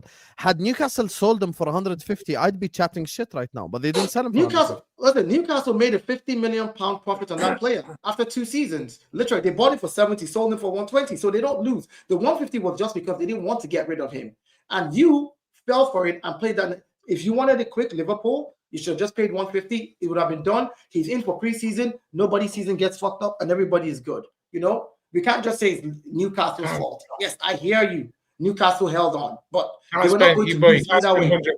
You can't spend 150 million on Alexander Isak. Come on. No, I'm just saying. Here's my point, Jay. I'm not saying. You know what Husam was saying, and that's why I said Husam earlier. I said if Slot could have gone to the future to see what Ekitike is doing now, he probably would have changed the way he bought the players he bought. That's all I'm saying. Like if he was able to see the future, because Ekitike right now is working. Yeah, you know. So, but Liverpool can make the argument. They had on the flip side, you can make the argument they had Ekitike, so they had a striker in the squad that had come in and that played a lot of pre-season and settled in, and they wanted Isak, and it was the cherry on the cake. Personally, I look at it and maybe they could have either kept Diaz or Nunes and got Ekitike. So they kept one of the two of those players that they let go and just get Ekitike. But in the long term, Isak might prove a masterstroke. It's very early. But you know, it's a first impression. Well, he might. I'm not dissing the Isak. No, but the other thing as well, and that's something that people don't bring up. Look, let's say we did that, right? Let's say we didn't sign Isak and we signed Ekitike and Mateta as an example, right? 40 million, whatever. Let's say we signed those 2 strikers. We brought those 2 strikers in. What then happens if Ekitike flops? They have Mateta. Isn't this the whole point about us praising? I think Michael Edwards is arguably one of the best to ever do it from a director of football point of view in the Premier League. So the whole point is that you guys gamble on the things that don't appear obvious to the layman, but then it plays out very quickly that they're the right player. If Liverpool Ekitike signing is what they've done over the last, few years, they find those kind of Jota profile. And Ekitike still costs 80 million or 70 million pounds. It's like, it's not like he's 60 million, sorry. It's not like he was a unknown player. You know, he got 20 in the Bundes and whatever. So I feel like Liverpool knew he was good. They wanted both, I guess. So, I mean, it's still early to argue, but Isak converts and Ekitike is the signings. If you're Liverpool, think that you're going to set yourself up for a dynasty. It's obviously not worked so far this season, but I understand the logic that went into it to say, like, yo, I don't understand not getting a winger, and I don't understand messing about with Guehi. Yeah, like as in, like, those 2 things might cost Liverpool long term. But yeah, that's where they did mess up. Yeah, you never turn around. You know what I'm saying, for us? You can never look at these 3 players and be unhappy. Isak and Ekitike. Why I keep saying this. The reason why we're having these conversations is because Slot's managing like an idiot. That's what that is. If Slot was managing properly, we're not having no conversation about they should have not signed Isak and signed defenders, etc. There was no conversation. There was very little. That's what I say. There was very little conversation about their squad being imbalanced and what they need. Should they have signed Guehi? Yes, I agree. Should they have signed a midfielder? You could argue that. Should they have signed a winger? Yes. But no one looks at their squad now on paper at the start of the season and look at the squad they ended the season. Flawless. I did. I called it. Yeah, you did. That's why I said I told them at the beginning of the season. Me.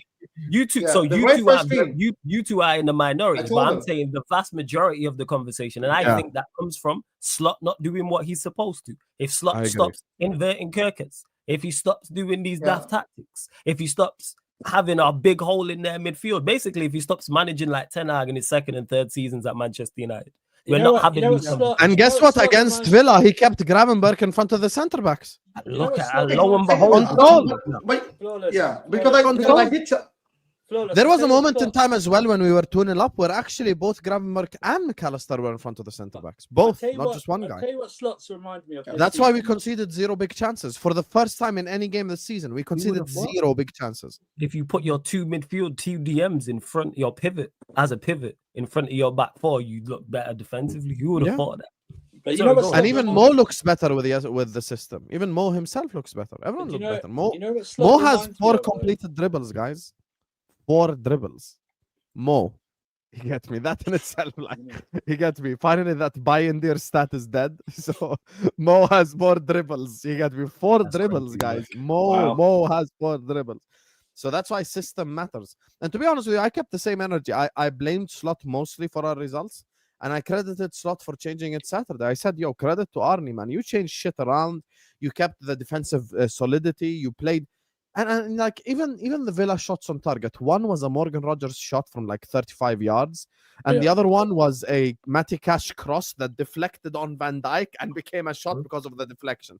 So for the most part, Liverpool defended really well, and I think that's the most exciting bit for me. If we just need to carry this on. The formula is very simple, and this is something you guys have all heard me say, so I'm not making it up on the spot. By the way, the biggest proof in the pudding for me was before a ball was kicked on my watch along when everyone was crying about the lineup. I was the only one probably in the whole Liverpool fan base where I was like, I like this lineup. I think we'll win this game, and I'm glad he got it right. You want to know why?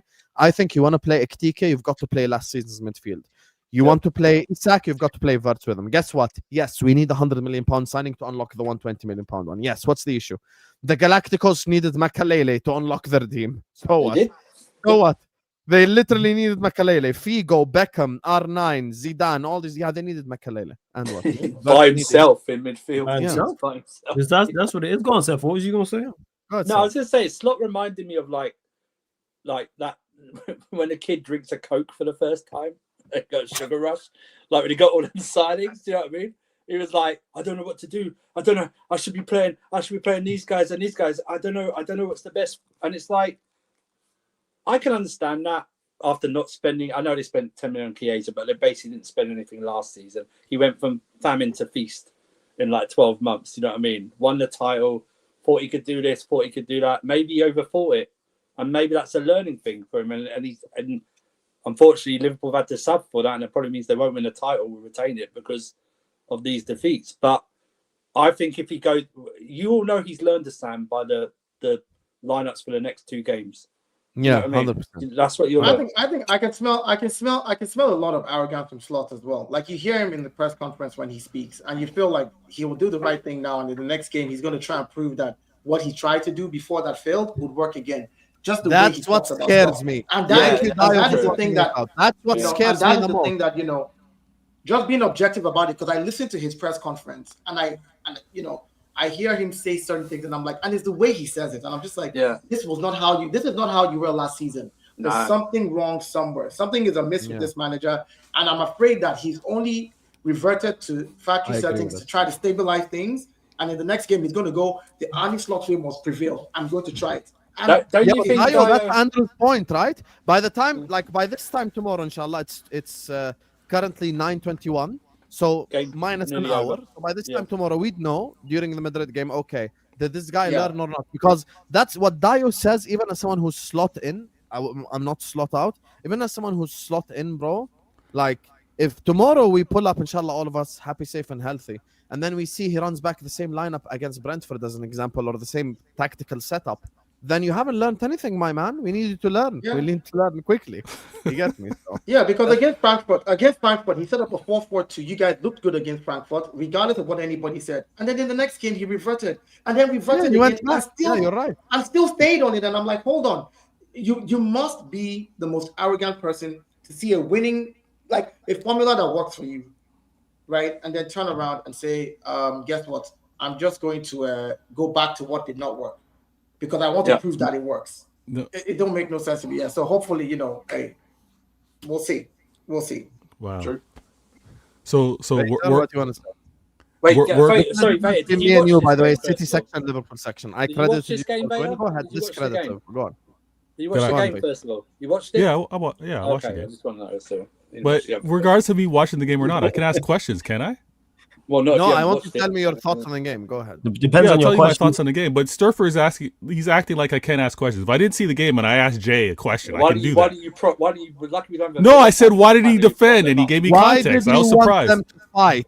That's the question. I didn't want them to fight. I wanted them to defend his player. I got my answer. They knows I'm a defender of my players. That's what I'm saying. So I was surprised that there was no defense at all. So I was surprised. Relax. Let's bring a Villa fan on. You can prop them up. That's what you can do. I don't do the prop thing. But I did watch the game, and I did find it interesting that Slot getting it right was dropping the player that was supposed to be the KDB replacement. I did find that very interesting. I think reverting back to type. You say KDB replacement? Yeah. Husam reminds everybody that many City fans said that Verts was going to be the KDB replacement. Oh, right. So okay, I was very surprised that the KDB replacement was dropped in a game that was a must necessary win, right? So it's interesting that this manager that is apparently arrogant now after winning the Prem, who would have thought?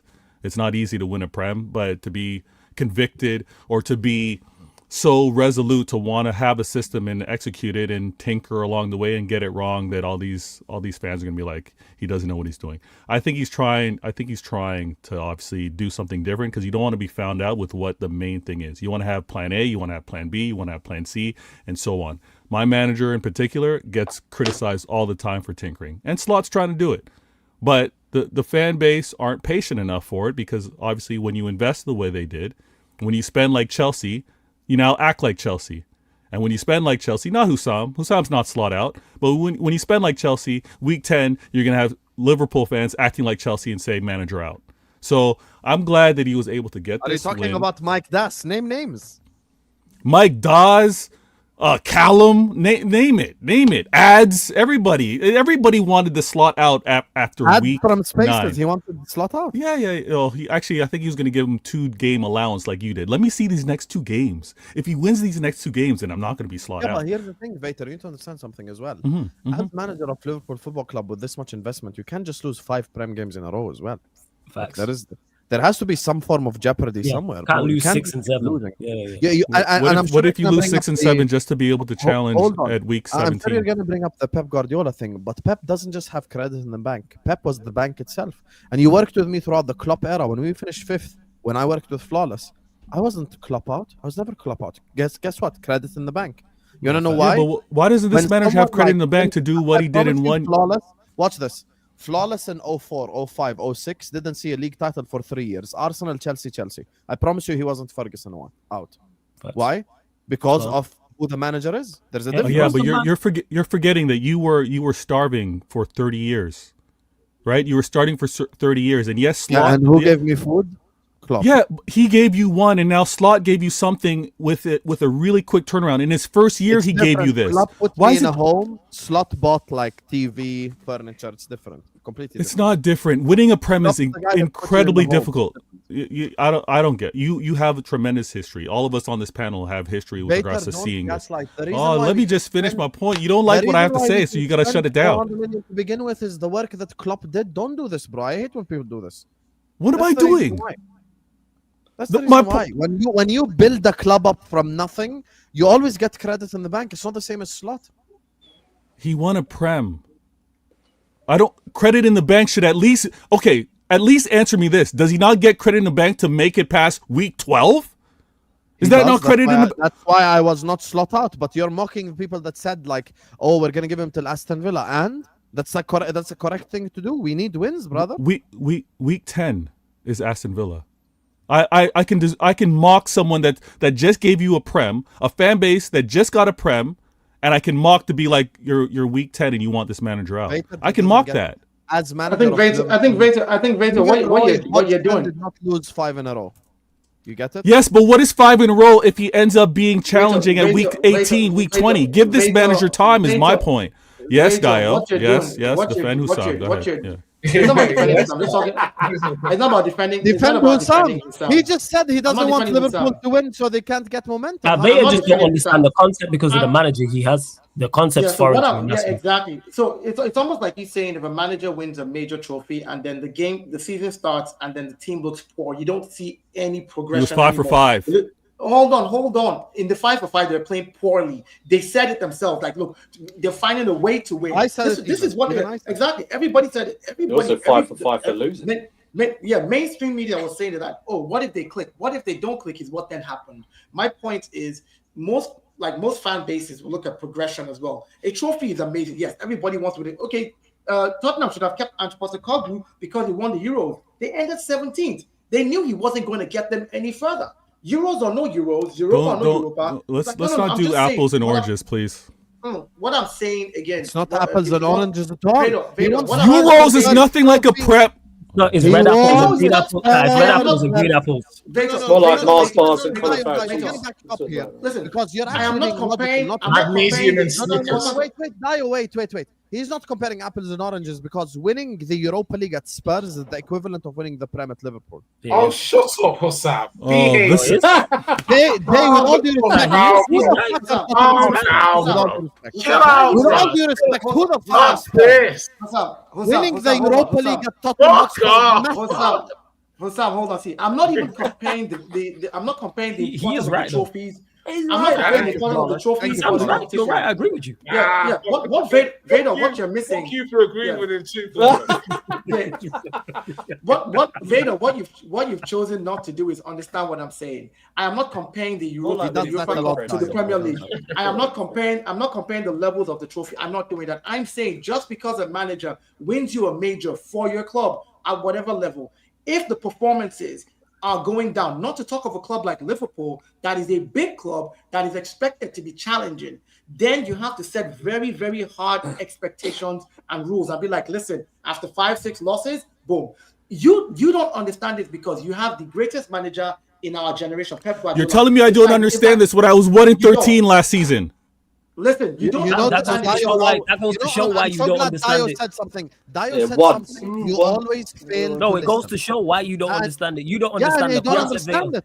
You I don't just get it. said Pep Because you Guardiola have doesn't a have man- just because you have a credit at the bank. manager He's who the is- bank itself, bro. Yeah, because you have a manager who is the bank and prints his own face on the money. You don't understand the concept of a manager doing poorly and people looking at him funny because we'll never do that with Pep. Pep went No, I 1 do in under- 13 and we was all like, no, you don't get it. You don't understand. Okay, You don't. guys. You don't get it. I Are don't we know going to be why on you- this panel? Oh my The gosh. thing is, We're going to be why on this is panel it- now. I'll continue to tell you guys what you don't understand, and you guys don't. continue to tell me what I don't understand. I Yeah, do but that's understand fair. it. No, you do That's that. The fair. thing is, you do tell people because you talk about, hey, people don't know what it's like to go 3 in a row. People don't know what it's like to win back to back. Yeah, You that's don't very know. different. You don't know, yeah.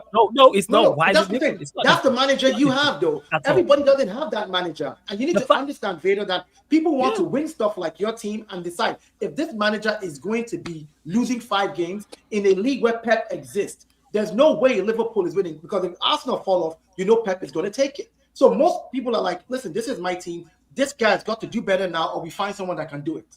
Because we're going up against Pep. You're throwing everything at it.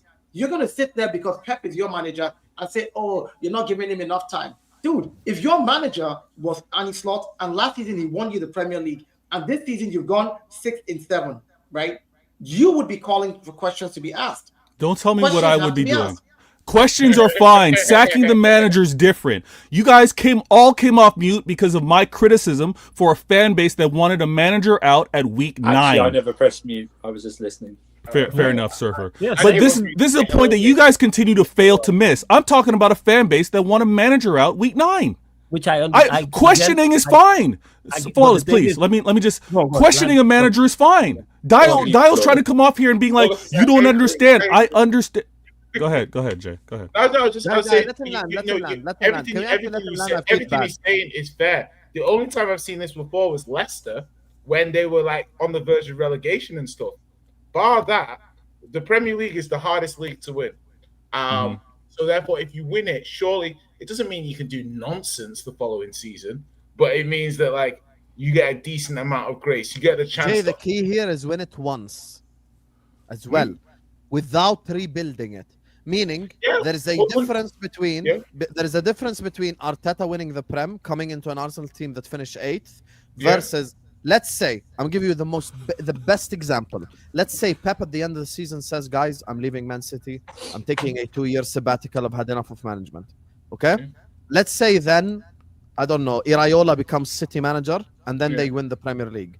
If the year after City lose 5 games in a row, I promise you there will be people who are Iraola out. Yeah, but because- having seen City and how they work, City would not sack the manager. City would give them. but Liverpool didn't sack either. We're talking from a fan base. I know that's what I'm saying. But City have conditioned their fans and their team a lot to be like, it's a season. We don't really sack. Yeah, mid-season. no, I agree with that. I agree with Do you know that. what I mean? So I think even people being frustrated, I think Veta's making, how do you manifest your frustration? You can critique the team, you can critique the tactics, but if you manifest it's the turncoat nature of Liverpool fans. Yeah. Do you know what I mean? Like, Jay, you guys, listen, Liverpool fans, I love you all. Not really, but still. You guys turn on people people become a rat very quickly in Liverpool. Like, you can be like, what's it they say about newspaper? Today's news, tomorrow's fish and chip paper. That's what it's like being a Liverpool player. But Jay, we all know why Liverpool fans are like this, because of the summer transfer window, right? That's what it was. Yeah. It was like, we're going to win everything after the transfer window. We're going to win the Premier League at a canter. Husam said, I'm going to put my feet up. That's what Husam said. You know what I mean? Yeah. I'm not worried. And it unraveled, and that's why they were quick to turn on Slot. You know, Andrew, I hate this. That was a great point. That was a great point. Oh, everyone stop right now. Okay. So much. I hate this narrative so much because it's not a narrative, it's a fact. Other than Jay and Flawless, because their clubs were in a really bad way last season. It's not an insult. I'm just saying because your club was bad last season. If I gave Andrew, Dio, or Vater, at the time, not speaking in hindsight, if I gave them Isak, Ekitike, Florian Wirtz, Frimpong, and Kirkas, every single one of you would have said we're gonna slap the fuck out of this. Yes, I'm not. No. Thank you. No. Like I was crazy for saying it. No. Sam, some of us are humble. I said that. Who's humble? Sam. What I said. I got Haaland, Alvarez, Akanji, and Ortega, and I did carry on like these Liverpool fans saying I'm gonna. And Ortega. I signed Bundesliga Player of the Season twice, who was looked at as the... No, let's not speak in hindsight. Let's speak about how we felt at the time. So everyone take your mind back to June time, okay? We signed Bundesliga Player of the Season twice, who was looked at by Manchester City as the Kevin De Bruyne replacement. We signed a striker that many Premier League fans, including Arsenal fans, claimed was better than Haaland. I never said it, but people were saying it. And they were saying he's the second best striker in the entirety of the league. We signed Hugo Ekitike as the backup potential striker. We signed Milos Kerkez, who once again, let's not look at how he's playing now. Let's look at the time, was looked at as one of the best, if not the best left back in the whole league based on performance. We signed Frimpong, who, yes, people questioned his defensive presence. However, Bayer Leverkusen, invincible, double winner, everything. So at the time, I'm sorry, in August, if I gave anyone on the panel, barring Flawless and Jay, and that's only because they had a really bad season, if I gave any of you guys these 5 signings, at the time, everyone went like, we are going to slap Sam, I agree. No, Sam, let me just say this. I agree with you, Sam. I agree, and you had the right to say that. I would have done exactly the same. What I'm saying is, thank you. I'm saying this, is that I think that's why some of the Liverpool fans went Slot out, because of what happened in the summer. They were extremely confident, which you had the right to be. And I accept that. I accept it. That's what I'm attributing. Yeah, it's more of a hit of embarrassment. Do you know what I mean? A little bit embarrassing. Poor ball knowledge.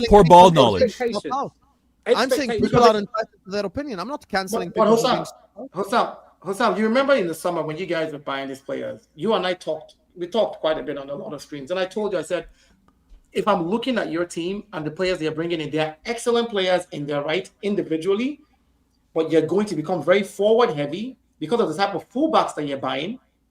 And when you're forward heavy, you're going to be defensively deficient.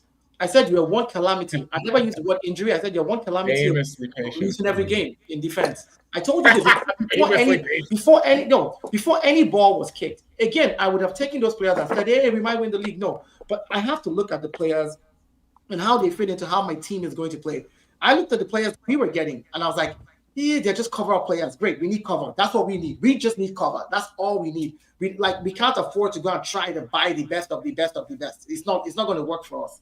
But for you guys, what you needed was replacements for the players that you took out. You can't take out a Diaz, right, and not replace a Diaz.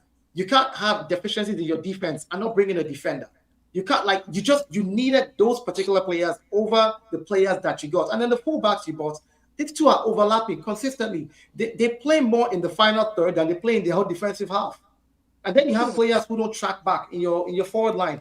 I told you this. So again, yes, you are right. Dial told you. And you're right. In the summer, it would have been, we can win the league with these players. But then you have to look at your team. So yeah. So childish. Humble though, humble individual, man. Yeah, humble. Yeah, humble yeah. Vader, my ass. Humble by the way. individual. Oh, no. You know what I'm saying, Vader? You wanna know how I know he's a fraud? He compared signing Verts at the time and Isak and Ekitike. He mentioned Ortega, and he wants me to take him seriously. Oh, you take the one name. I mentioned let me Haaland at and least, Alvarez, you clown. let Those me- are the names you would want to ignore. Haaland and Alvarez, you clown. Alvarez came from River Plate, you clown. You wanted Alvarez at your club before Ekitike. Talking about reputation. the Alvarez would fucking look like Point. We're Alvarez talking would look about the not straight- reputation before you sign The said reputation player. before you sign the player. They go off reputation. When we all do our homework and realize the talent that's coming through, my point is I didn't carry on like I was going to slap up the league. When I mentioned couldn't, man. humble, You couldn't. You were oh signing my the player gosh, from River Plate. You can't. You were signing the player from River Plate. You can't carry on like you win the league. If you were signing the caliber of players that they're signing, you probably would carry on like you're going to win the league. That's Yeah, what exactly, we're saying. the When you caliber signed of- Alvarez, he was from River Plate. talk You amongst weren't signing yourselves. Talk Alvarez- amongst yeah, yourselves. yeah. Yeah, go You ahead. weren't signing Alvarez from like you weren't signing Alvarez at the time from like Bayern Munich, right? You know, But like you what deserve we're to get saying. stressed. You're comparing signing Alvarez from River Plate to signing Isak from Newcastle United. Are you mad? Let me make my point. I'm not comparing. No I'm one going to interrupt. mute. I'm going to mute. My point is to compare. I just won the league, and I just got Haaland and Alvarez. All right? Those two players in particular. My scoring, my attack, I was hyped up after just previously winning the league. Now, my point is I was humble. I wasn't carrying on like, oh, look at my signings. Look at the player that the whole world wanted with regards to Haaland, who you should be comparing to Verts, by the way, when we want to do the comparison, but you want to move fraudulent and bring up Ortega. My point is I brought strength to my club and dominating strength from an attacking standpoint, and I still moved humble and wasn't saying I was going to win the lot. That's the point I was trying to make. But you guys talk amongst yourselves. Have Dio talk to Husam. Husam talk to Dio about Vader's point. It's ridiculous. I can't get 30 seconds. Okay, Thank you now- for now thank you no for one not interrupted speaking. you. Now no one interrupted you. Made sure no one interrupted you. Vader, we are speaking about the caliber of player when you first signed them. Meaning, you see how you said you got Haaland from Dortmund? We basically signed 3 Haalands this summer. So that's why people are upset. You're looking at Alvarez from River Plate. It's the equivalent of a Real Madrid fan at the time being more excited about signing Trent from Liverpool than signing Mastuanto from Argentina. Did you Now, mention Mastuanto, Ekitike? go ahead. Husam, could go did ahead you and mention perform way Ekitike? better. Now he's interrupting, see? I'm asking a question. Did you mention Ekitike with regards to the big name signings or reputation? Okay, no problem. I take that back. We signed 2 Haalands. Okay. 3, so- sorry. The third, sorry, wait, I take that back. The third I meant was Kirkaz. Because now everyone's haha Kirkaz's ass. I'm saying at the time he was looked at as the best, if not one of the best left backs He's in the one of league. the best left backs in the league. Yeah, 100%. Yeah. Was he not in Premier League team season of the He year? was linked to fucking Real Madrid, brother. Yeah. All right. You right. All right. So Yeah, that so I'm that talking that was about the just caliber that of was player. justification to be like we're gonna win it all. Yeah, I get why they carried on like that. I understand. All right. Okay, so No, chat, I understand why they you- did you that. Because of the signed window they PFA had. I understand it too. My point is to understand why I okay. You Go ahead. absolutely gaslit us to smithereens. Okay. First of all, Gas- signing team of the season left back, Alexander Isak, Hugo Ekitike, Frimpong, KDB replacement Verts. Any fan of And you any added it to club Van Dijk called and Salah and Allison and Grant. Van Dijk, by the way, thank you for saying that, Flawless. With Yeah. extending Van Dijk and Salah, anyone would have said Yeah. we're going to win the league. We're going to slap the league. Completely normal. I'm sure if I met Flawless 20 years ago after they signed Saha, Berbatov, and Tevez, he wouldn't have said, yeah, I think it's going to be a difficult season. Don't sit up here and bullshit to us, brother. All right. Let me read the I supers. add, for you. That would've been yeah, a let's very- read the supers. Let me read the I supers. won't we can move on respond. to talk I about won't respond. Flawless's team, actually. Klopp faced Pep in his prime. Slot faced the weak Pep. This is bullshit. It's not the reason. The reason is because Klopp rebuilt the side. But in my opinion, I think the Premier League is the toughest it's ever been, bro. Anyone can beat anyone. This is like this ain't Husam, easy. Husam, can I ask a Same question? Can I ask a question, please? Because you Go keep ahead. mentioning about the house being built and all that stuff. Where did you have Liverpool finishing last season before a ball was kicked? What was your prediction? And was that because you had such a good squad?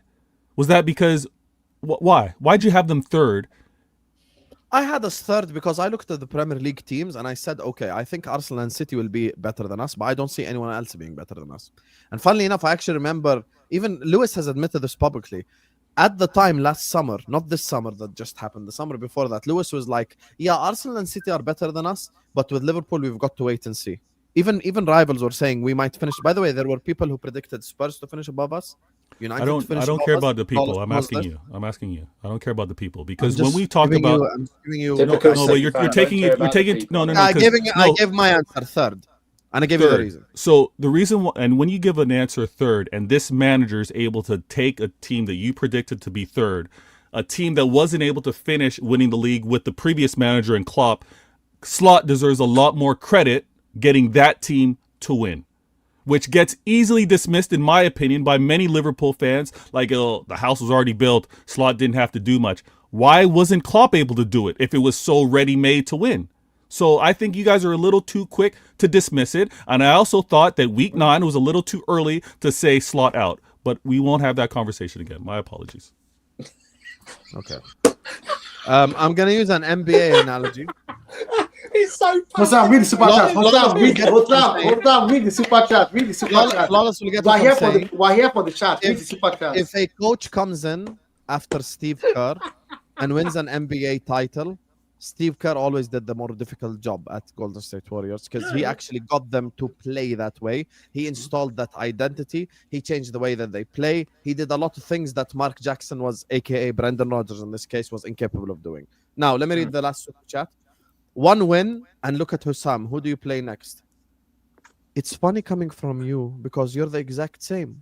One win against Spurs, and you're in the chat all of a sudden. You aren't hiding in the Facebook. When you lost to Sunderland, you weren't in the chat saying world champions. You weren't saying it. So it's funny coming from you. What's the English saying, guys? The pot calling the kettle black. That's exactly right. Yeah, there you go. Exactly right. You're the pot calling the kettle black. You were hiding the entirety last week after Sunderland, you fucking pussy. Anyway, big up to all of you guys. Make sure guys Thank you are for your liking, super chat, though, right, Sam? Thank you for your super chat. Yeah, thank you, JC. Thank you, brother. I appreciate you, Habibi. Thank you. Big up to everyone who supports the channel. Listen, one thing everyone will vouch for me for is I've never mocked anyone like for spending their money or how much or any of this stuff. I'm not that type of guy at all. I appreciate all the support, all the love, and I'm humbled by it. The fact that we're closing in on 65,000 subscribers. Wow. I'm just Husam from Jordan, guys. You get me? So 65K. Are you more than Husam from Jordan, man? Superstar Jordan. Yeah, I'm superstar Husam from Jordan. Keep sending those super chats in. Just keep sending them in because I'm hoping for a raise. Husam needs to raise my salary at the end of the year. Starting. Anyway, guys, let's move on. Talk about Man United. Flawless. Raises are performance based. You are undefeated in 4, draw away at Forest. How do you feel right now about your football club generally? And then talk to me about the game. In regards to my overall thought, the team and the club overall, nothing's changed from that perspective. However, the game, for the first time in a long time, United dropped points in the game and I was genuinely disappointed. Normally, it's just straight disgust, despair, and depression. Whereas Vader, don't nod your head. You know what I'm saying? Don't agree. No, it's a good thing. That's a good thing. Yeah, no, it's not. If it's you, no. I told you this, right message, wrong messenger. I've told you this before. I don't agree with me. I don't disagree with me. And don't do nothing. You can't win. Like I said, wrong messenger, man. Did you watch this game, Vader? Did you watch this one? Did you watch this one? But as I was saying, Joe, you had the idiots for true. But as I was saying, yeah, I was disappointed because even though we wasn't at our best, and we'll get onto the manager as well and him being poor, 3 bad minutes cost us the win in that game. We defended terribly for 3 minutes. We had a terrible 5 minutes from the start of the half, the start of the second half to their second goal, and that's cost us the game because we actually defended all right. Like, Lamens didn't have really too much to do. Everything he had to do, you would expect him to make saves. Any of those shots go in, it's a keeper mistake, but you can't have a bad 3 minutes and concede twice. Once you concede the first, once you start, again, too many mistakes from the team perspective and the individual. You can't start that second half bad, then concede the first in the 48th minute. Once you concede the equalizer in the 48th, don't concede 5. Like, you just gotta keep it secure for a little bit. You know what I'm saying? Kill the clock. And we didn't do that. And we folded Child to Sheik because he was on the watch along with me, and he's saying, don't, from the start of the second half, as it's don't fold. And then we did.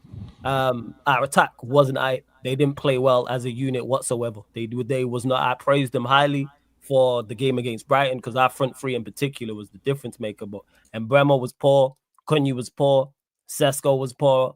So was Ahmad, even though he managed to get the goal. He scored a wonder strike and had one cleared off the line.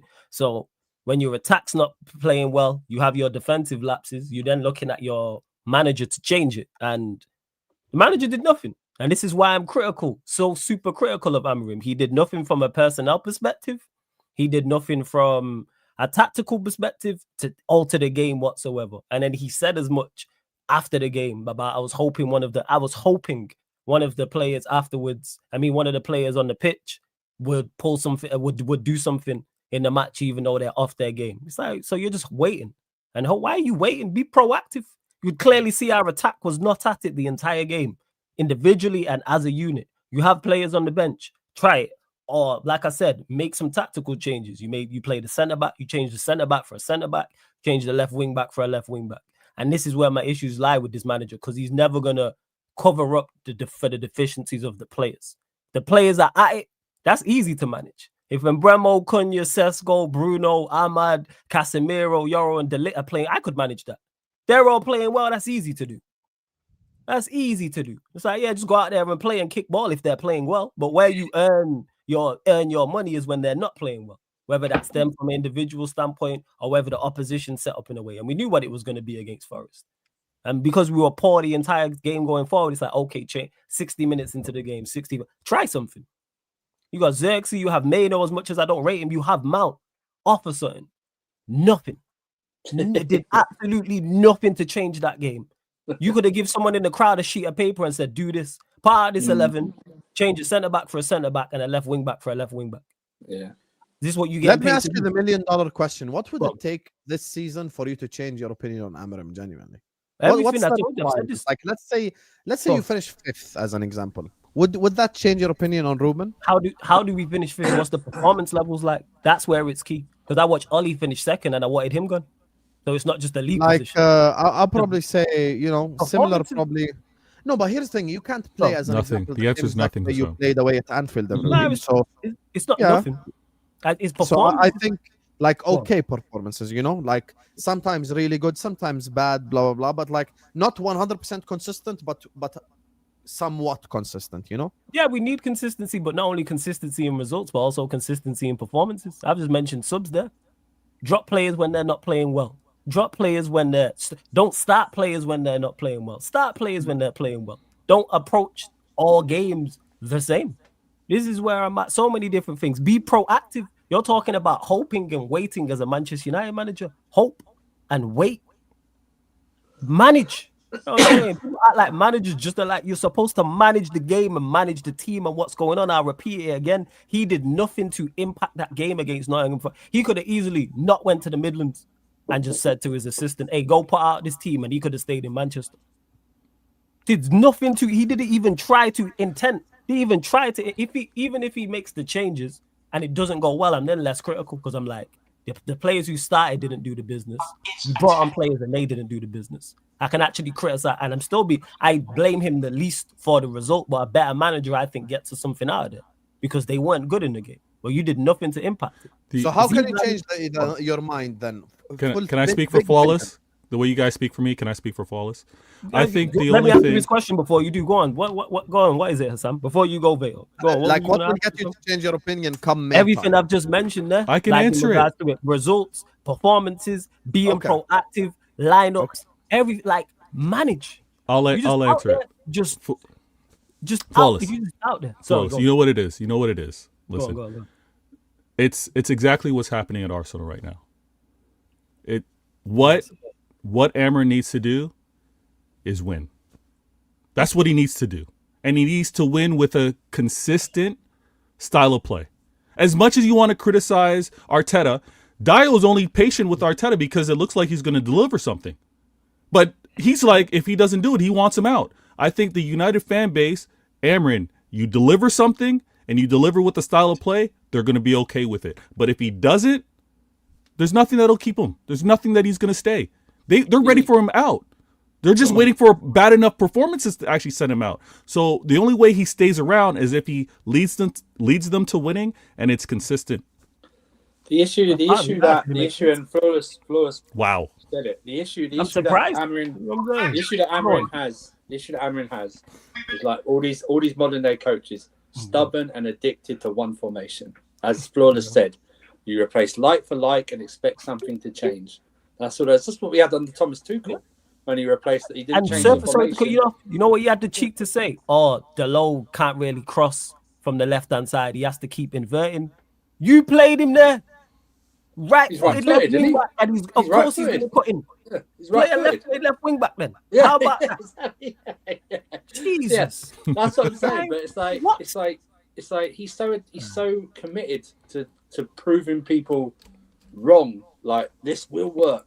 This will work. I mean, even like some of the coaches, even like I know Maresca's a bit stubborn, but even you've seen Maresca change it up when it's not going when it's not going right. Do you know what I mean? We've seen it. We've seen the model. Even Arteta changes up if it's not going. It's going right now, so there's no need to change it. But we've seen Arteta change it. Amarin seems to be like, no, this is gonna. I'm gonna make sure I win with this. You watch, I will win with this, and we'll have to wait and see. But he seems very stubborn, and that's probably what's going to cost him his job in the end. Yeah. The craziest part about this is that I changed my mic. I know it sounds a little different, but the craziest part about this Amarin thing is right now where United is at, all he needed to do was stabilize the ship and just have consistent wins back to back. He forget the tactics, forget the system, just adapt. In every game, adapt against who you're playing against. Look at that team.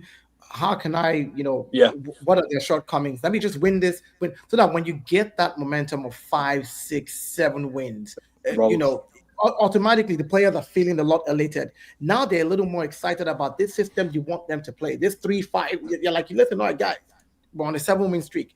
You know when we play the 3-5-2, this is how I really need you to play it now. They literally feel it. If you throw that in after 2-3 wins and they lose a game or they draw a game and play poorly like they did, it kills morale as well. So I think as a manager, it's not just about the tactics on the pitch. It's also about emotional management for your players, how you manage how your players feel off the pitch, how they feel about training, how they feel about your tactics off the pitch. Like all of those things are more important than what you do on the pitch. Because on the pitch, these are professional footballers. They can kick a ball. They can dribble. Goalkeepers can save. Any good person that knows good man management can get the best out of these players. That might be something that he's lacking. And if he's lacking that, I don't think he's gonna be there for a long time. And that's also my issue as well. Is yes, United aren't the very best. No one's people like, oh, you want like beautiful football, United to go challenge and win Premier Leagues. No, get the most out of what you have. Word to my guy Eddie says this all the time: control the controllables. If he did that and got the most out of this team, I'd say, all right, Fez, you now need more quality. You don't get the most out of this team. I watched Bournemouth play Manchester City. Yes, granted, Bournemouth lost the game 3-1. We lost there 3-0. The performance levels were worlds apart. Someone gonna tell me that Bournemouth have better individual players than Manchester United. I'm not hearing it. People want to talk about, our midfield's an issue, and it has been less of an issue because they've actually switched the tactics. You would have thought tactics can overcome the deficiencies of a certain team. How come Sunderland's midfield's not an issue? They got Siddiqui and Granit Xhaka playing in there. I do rate Siddiqui to an extent, but no one weren't talking about it in the summer. Bournemouth went to City and played Scott and Tavernier and Tyler Adams. No one don't talk about these players. I'm tired of it, like people making excuses of, yes, the lack of individual quality. And the league is very competitive. But I've said this before, I don't think it's the best in quality. And that's what infuriates me the most. I think we're 2 points off second. Imagine we actually had a decent manager, where we would be in the league. We've got 2 points from Fulham away, Brentford away, and Forest away. You were second for 20 minutes on Saturday. We were second for 20 minutes. Thank So God imagine for we Forest. actually had a decent manager that settles up and got the most out of what we have. If we could get the most out of, rather than Cunha and Bremo just relying on their individual quality. Yeah. Imagine I'm they had looking a forward to system. the next manager. Imagine they had a system that actually Yeah. backed them up. Imagine they had a Again, system that actually backed them up. you're totally right about the system thing, but also players play for a manager, and it's not because of the system that they play for the manager. And that's what most people don't realize. You got to believe it in the manager that believes in you. Off the pitch, what is this guy doing with the players? Because it's one thing to be in a team that is trying to figure out itself. It's another thing to play for the badge and the manager, to be like, you know what, I'm leaving sweat, blood, and tears on this pitch. Like, I'm getting off this pitch, but like that's the one thing that I can say for some reason this season has kept my team in any type of running right now. You see players in the 90th minute still tracking back to defend the ball. Dio, You know, you and for injected me- your team into the conversation. Can I and ask you a for me, question? yeah, sorry, let me just say, and for me, that's the attitude that your players need, but it's the manager has to be the one that infuses that in them. Yeah, sorry, ask a question. And Dio, did you obviously you had to gain faith or belief in Arteta, right? Because when he first took the club, he took you guys backwards, right? You guys went backwards his first 2 years when he was assigned manager. I wouldn't say backwards. I would say I saw progression, and I'll tell you why I saw progression. We were already in the mud as a club. Arsenal was the banter of everybody. We were out of Champions League for the last 7 years before he came. We hadn't won anything. I think, yeah, we did win a couple of years before the FA Cup with Arsene Wenger, but we were all Wenger out at this point with everything Wenger had done. So bringing in But didn't Unai take you? Hold on. We brought Unai in, and Unai spent big money. Nicolas Pepe, 75 million, club record, wasn't performing. He brought in players, and we're like, what's going on here? Now we spent some money with Unai Emery, 18 months, 250 million. Nothing seems to be happening. When Arteta came in the first 6 months, won an FA Cup, okay, with Unai Emery's team, whatever it is, he won something. So, okay, it looks like this guy knows what he's doing. The one thing that I realized he started doing was the first 2 seasons, he needed to clear out the club. And when he did clear things out, remove. But that's in hindsight. That's realizing things in hindsight. At that time, I didn't expect that we were going to be challenging as soon as he came in. I knew that the club needed to be purged. If you're asking Dio, like me personally, so for me, progression was what I saw, which is by the time we started challenging in 21-22, which we were not supposed to be challenging. We literally showed up on the scene. I think year in, year after that, we've not regressed. When I ask bad questions, I get bad answers. I didn't ask the question properly. My point is year one or mid-season when Arteta came in, it did you realizing what was needed at the club. You didn't have that vision when Unai Emery was there, right? Yeah. You didn't. Okay, so you changed, you reset with Arteta. I don't think Flawless knows his club better than me.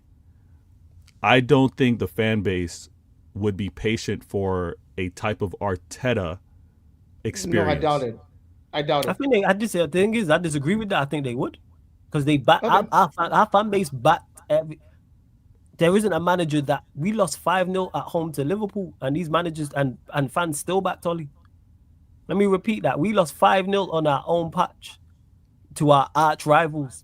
And the fan base still backed this manager and still sang his name. So I think don't do a disservice in regards to, as much as there's many fans who have my opinion on managers and certain things, there's people still back him. We finished 15th last season and people still back him.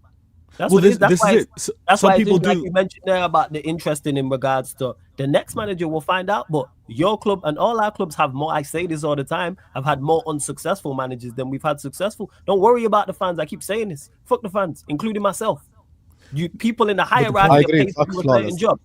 You know what I'm saying? Yeah, but the point is, but yes, like do your job. I'm tired of it. Let's stop letting fans dictate what goes Flawless, on. No, I hear it. I just it's just it's a great case study, right?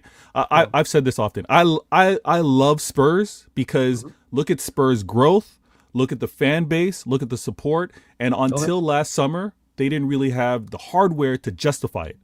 You know what I mean? It's an amazing case study in terms of a passion that a club or a fan base can have, even though the trophy success isn't quite there. Then I look at Arsenal and look at the patience, look at the commitment that they give. They've given a manager, first managerial job, kind of fell back a little bit, but I think many Arsenal fans didn't realize this, but Dio did, in terms of the club needed to reset. He was willing to give them patience. Imagine they gave up 2 years. Dio, please let me just land. Go on. Imagine they gave up on Arteta 2 seasons, right? Imagine they gave up on Arteta 3 seasons. So could it be possible that Amarin is that potential manager? Like these are terrible. Because Arteta had more. One, I think Arteta's gone away with murder there. And even if he does win the league, you know what I look at it? What should have done? Because he should already have at least another league to his. If he wins this league, he should already have minimum 1 league before this. I look at missed opportunities. I say this about Klopp at Liverpool. Klopp should have won more there. Yeah. He did say this to me. I can't lie to you. As much as Klopp was successful at Liverpool and did all great things, he should. I'm not saying he should have been sacked. I'm saying he should have won more. No, he shouldn't have won. Of course, he should have won.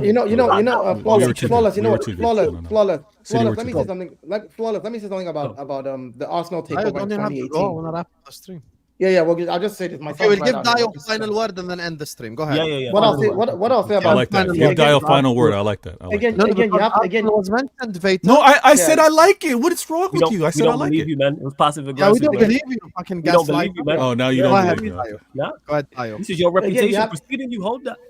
Again, you have to look at the ownership. You have to look at the ownership that is taking over you and what they're willing to do. Humble, The people yeah, who humble. the people who took over Arsenal, when you go look at all their other franchises, they've done the exact same thing.